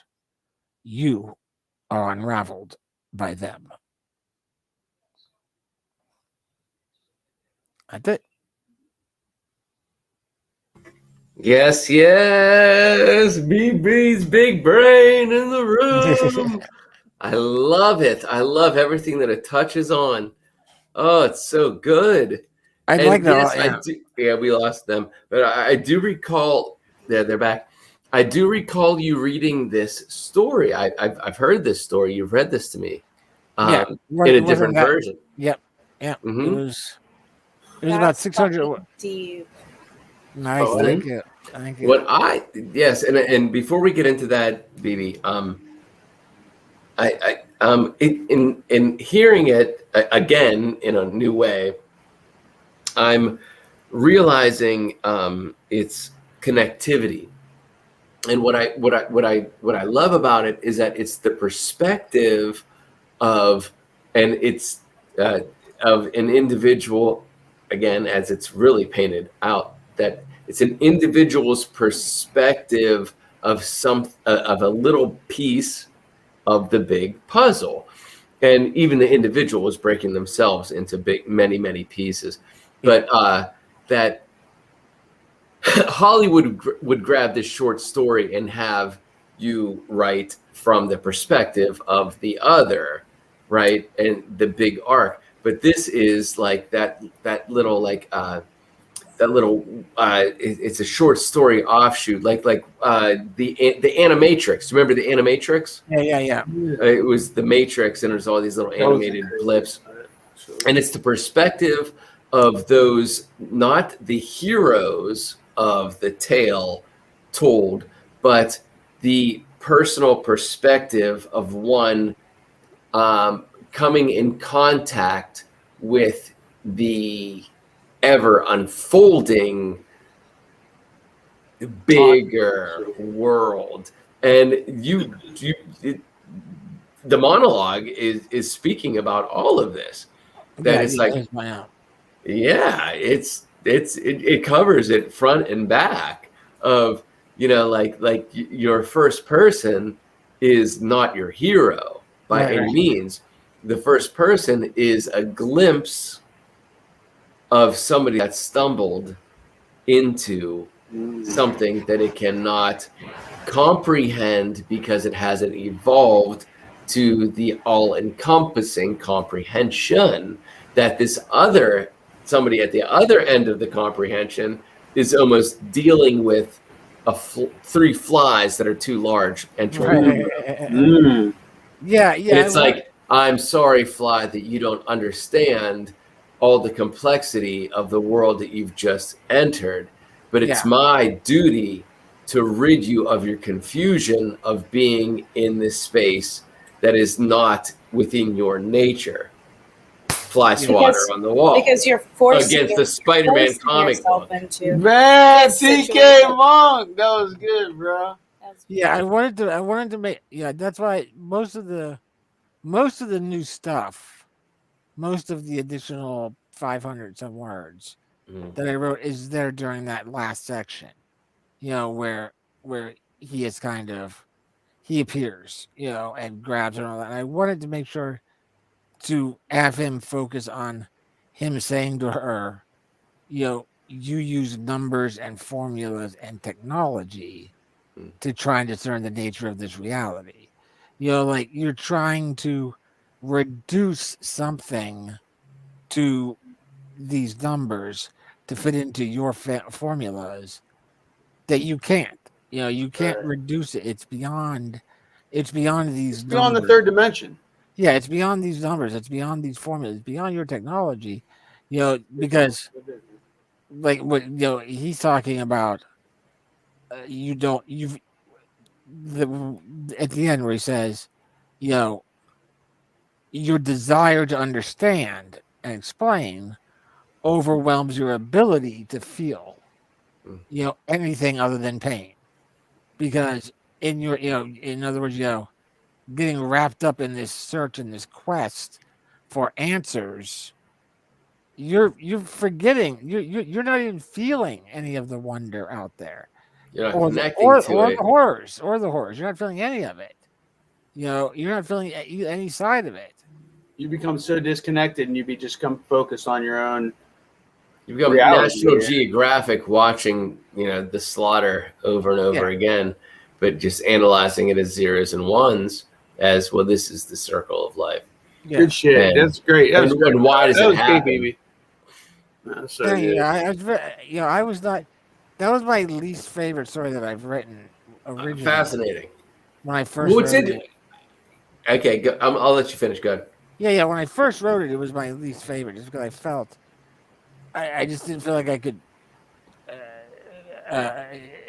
flesh out enough anybody in the 1,000 words that we were given. You know, but then taking there's a lot of other things there's other things that are changed. Some of the earlier conversation is replaced just by action and activity rather than Carol and the security guard talking back and forth. Wow. There's more activity than that. That was one of the things that the judges, you know, commented on. And so I changed up some of that where there wasn't quite as much words in the conversation, but Yeah. a little more activity. And then knowing, you know, okay, well, there's no reason I need to keep this as a flash fiction piece, you know. And then it just so happened that I'd seen this Tyrant's Call Publications was putting out a call for, you know, we want short stories anywhere from 1,000 to 2,500 words. Mm. You know, and words. that in some way have a death in it. Someone has to die, and the weirder or the creepier it is, the better. Wow, you fucking nailed that shit. You know, so then went with that. And I really do like the new version of it. I really like the new. Oh, it's so good, man. incarnation of it. I love that, like, you know, you address, it feels like horror, because there's bone crushing and you go into that description, but at the same time, when you pass on to the other side, the murderer exists on the other side and is no longer a murder, like a murder in the sense of the way that we understand it in the human Out of form. aggression. It's not out of aggression. It's not a third. Yeah, it's not a human perspective dimension anymore. It's the universe, and it's like, yeah, you were concentrating on the pain and this and everything that you're so wrapped up on because you're in the flesh. And we actually, Say and I actually had a conversation about that just earlier this week. We were talking about the Mobius strip of the third dimension moving into the fourth dimension, and there's actually multiple dimensions. And I showed her, yeah, we watched a video together. You know, that I said 8 dimensions, and then there's like the high school kid explains that fourth dimension, and he does an awesome job. I know that video. Yeah. Yeah, it's so cool. It's really great. So I think that, you know, this kind of touches on that concept of we don't know what we don't know. And our periodic table of elements is what it is. And beyond that, we can't see our visible light spectrum. Right.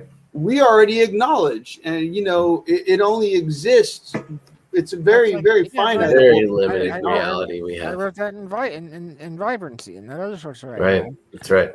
Right. And I mentioned specifically the color, the light, you know, spectrum, the color spectrum that we're able to see in. Yeah, you're doing a great job, baby. Yeah, like creating entertainment, but at the same time, edutainment, which we always talked about when you and I used to work together, right together. I mean, that was kind of that was always the goal. You know, it's like, how do we educate but also inform?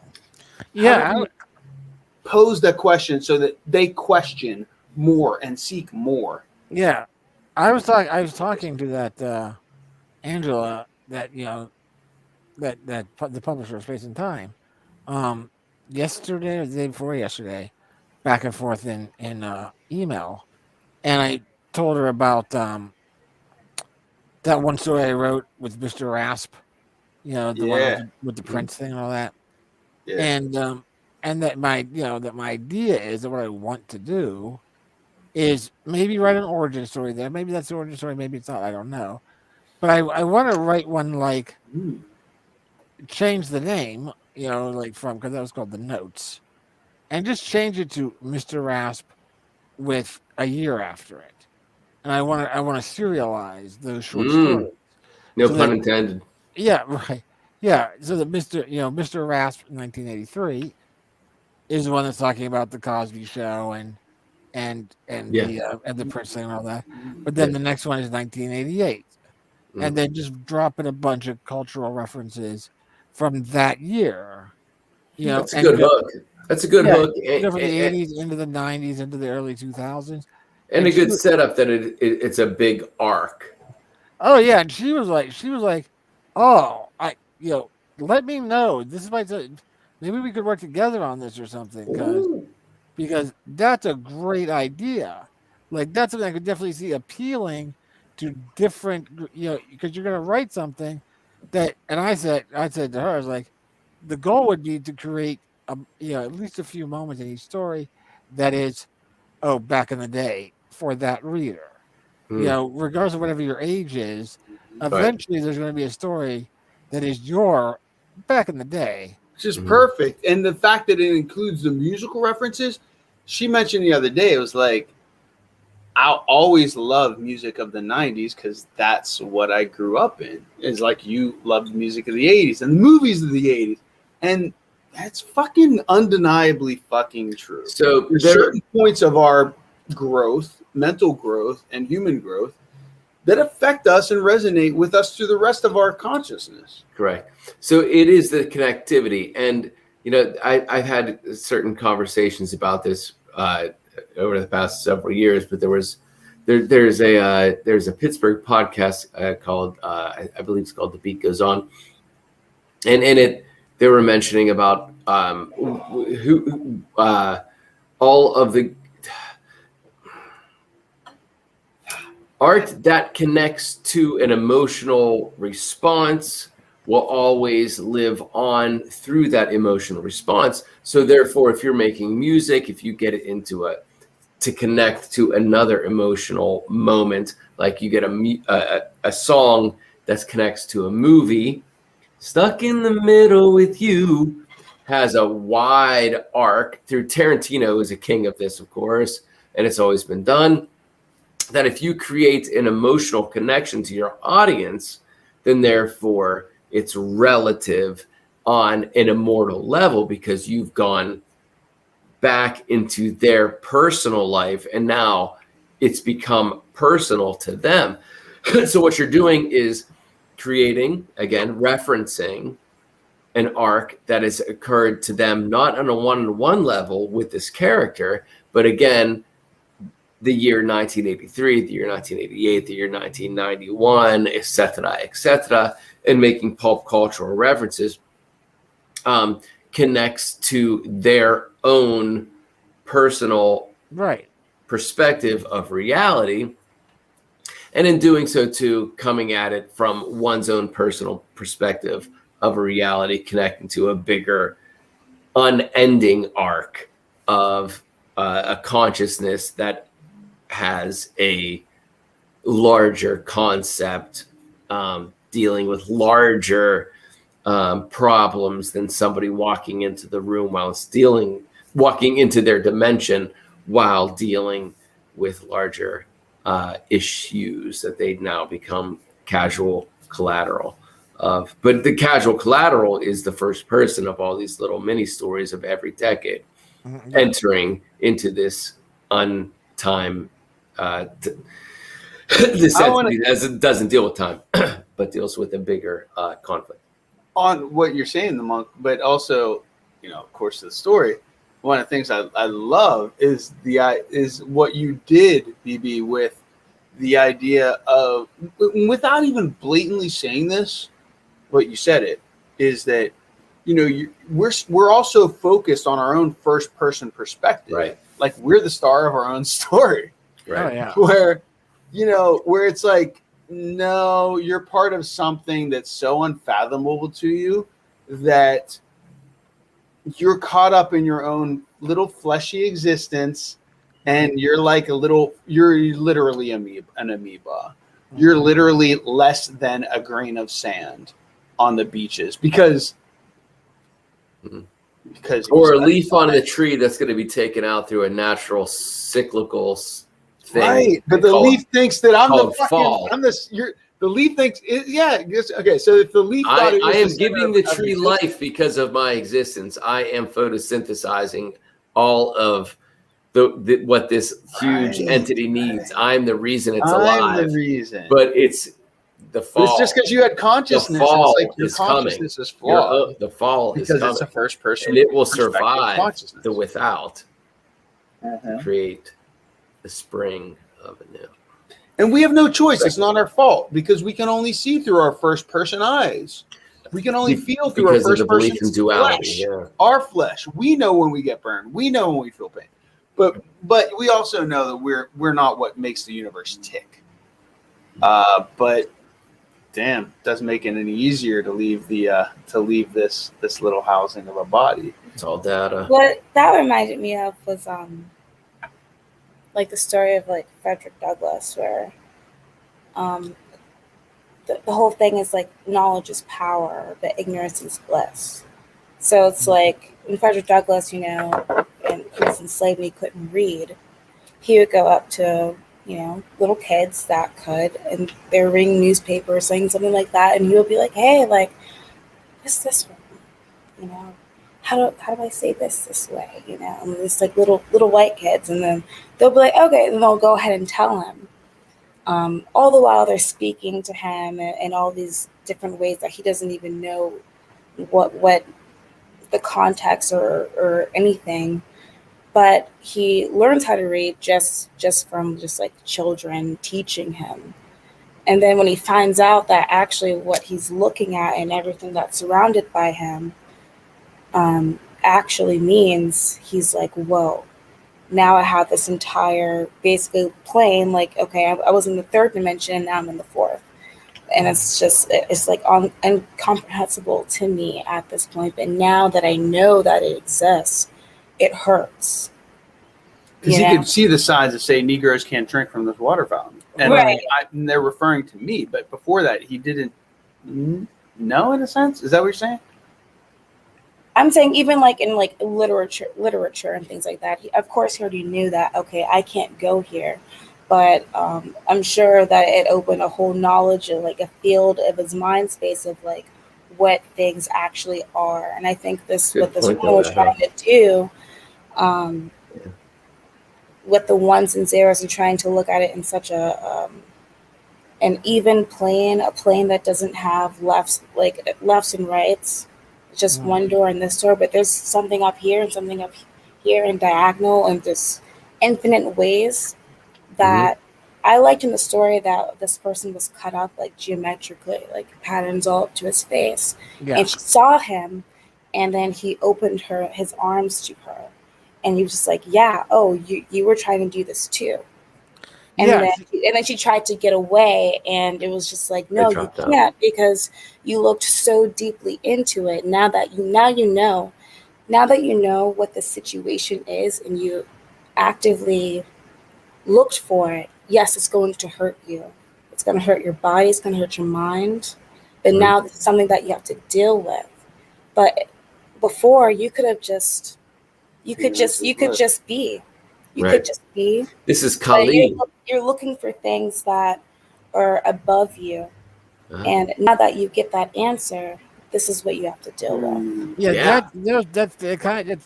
That's kind of a.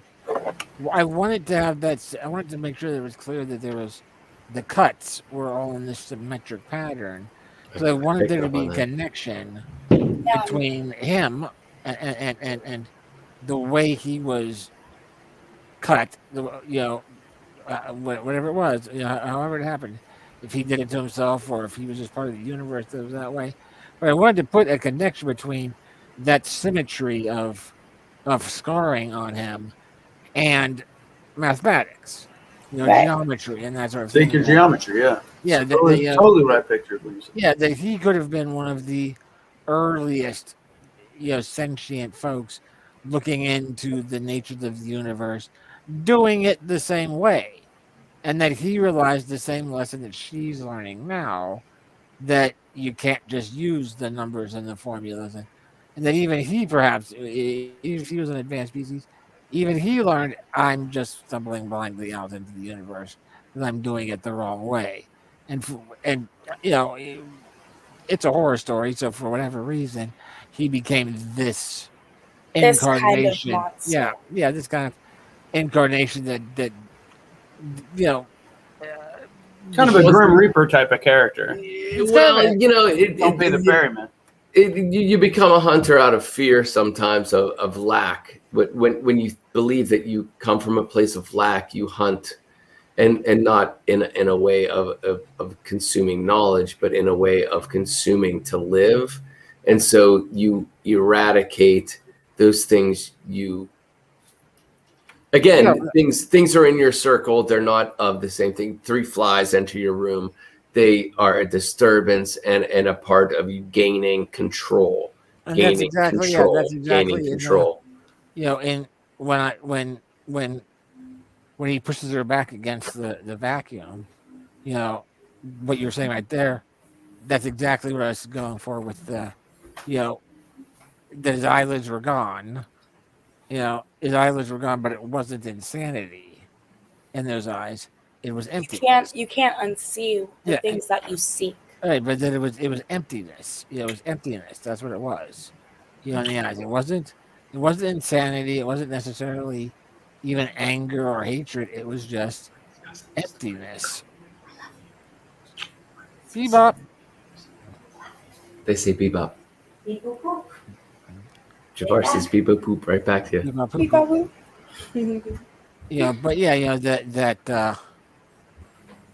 It was. It's not insanity. It was hungry. Seeing something you can't unsee. Yeah. Removing the eyelids is always unyielding. Yeah.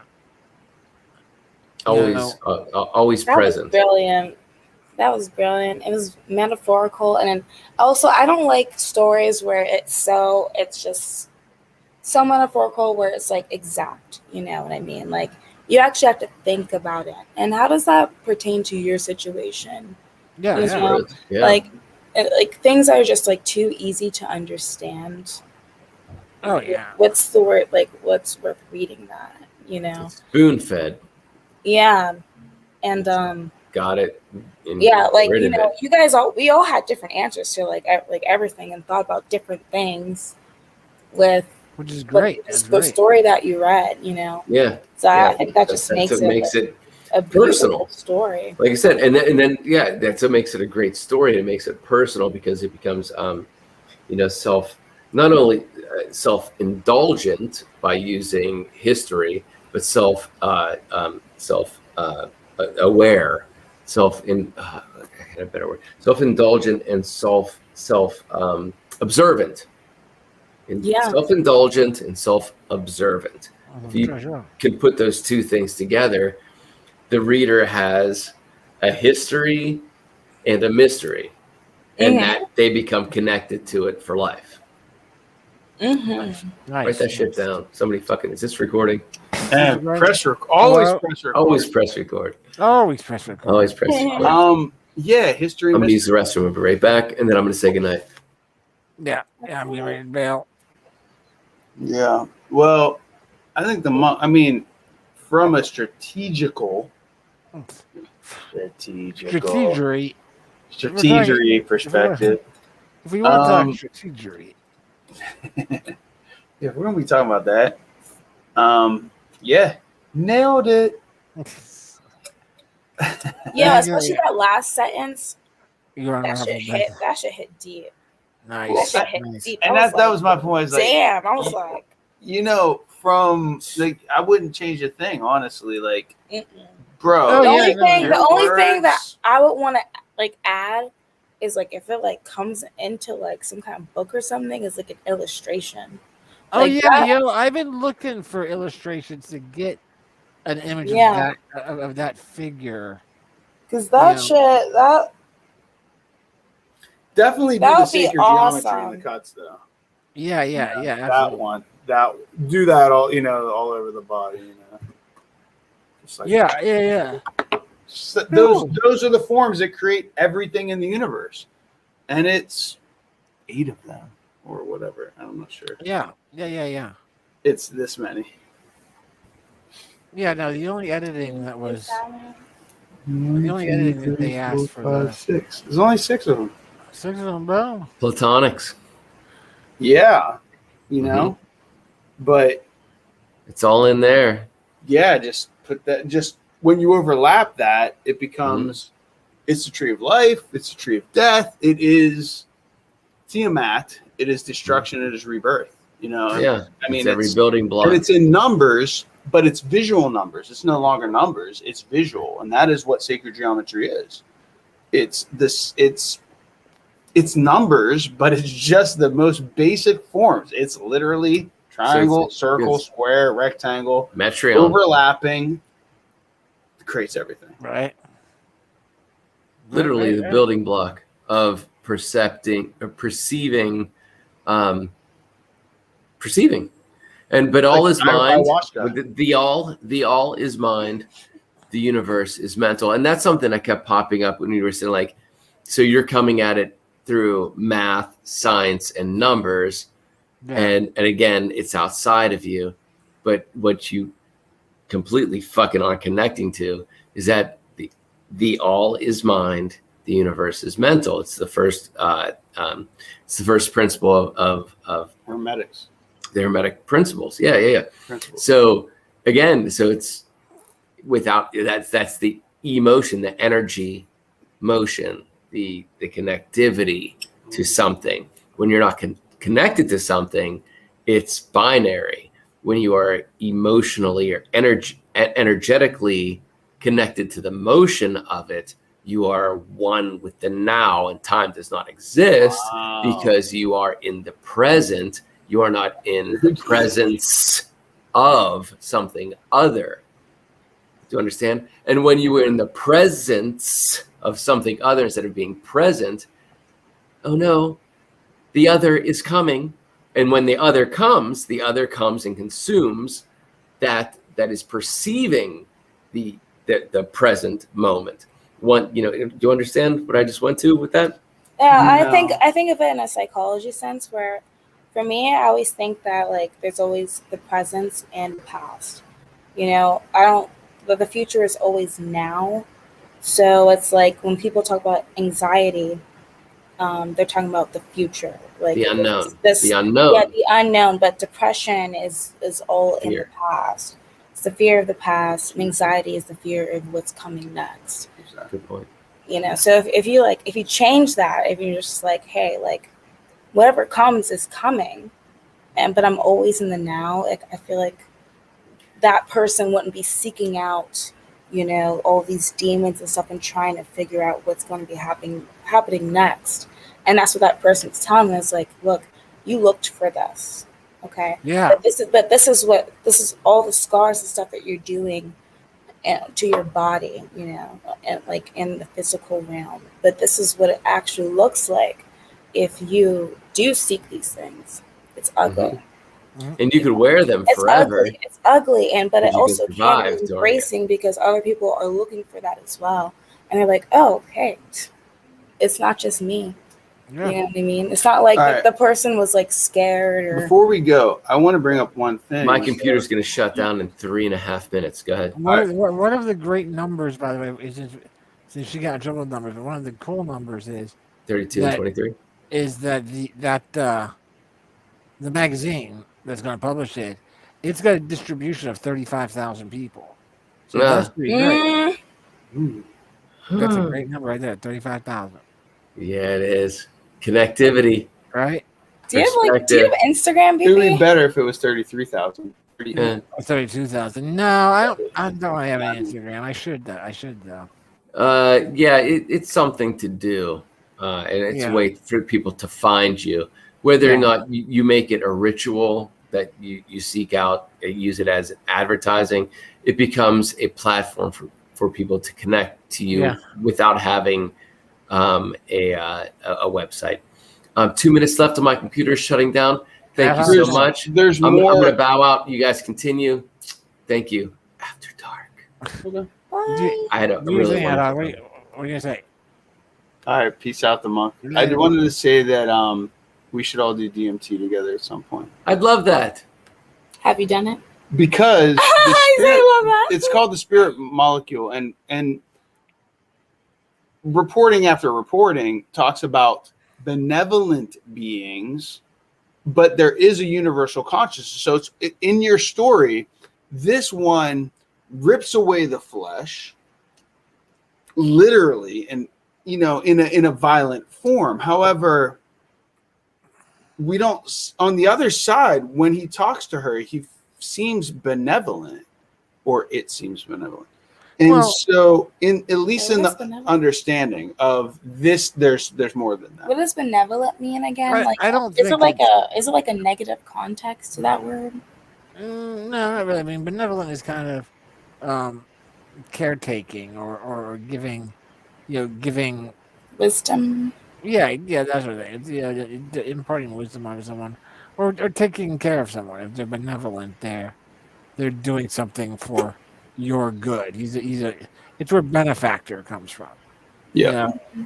So it's like The word benefactor. I don't know that he's benevolent at the end, but he's just factual. He's just saying to her, that you seek, answers to questions that don't exist. You seek answers to things that do not exist, and that he calls her child, but it's not really. He's not. He's kind of viewing child as an insult, uneducated at that point. An insult. He's not even really. It's just someone that's ignorant and now. Yeah, it's just that you are too small a thing. That seems to be the end, everyone. I don't know if they're coming back, but they're back. Hold on, they're back, and there they are. I have no idea what happened, but Same thing happened to me. I think that happened. Yeah. Keep going. But yeah, so he's just viewing her as a, it's almost unfortunate, I think, in his head. I kind of, I've always gotten a feel. Well, always.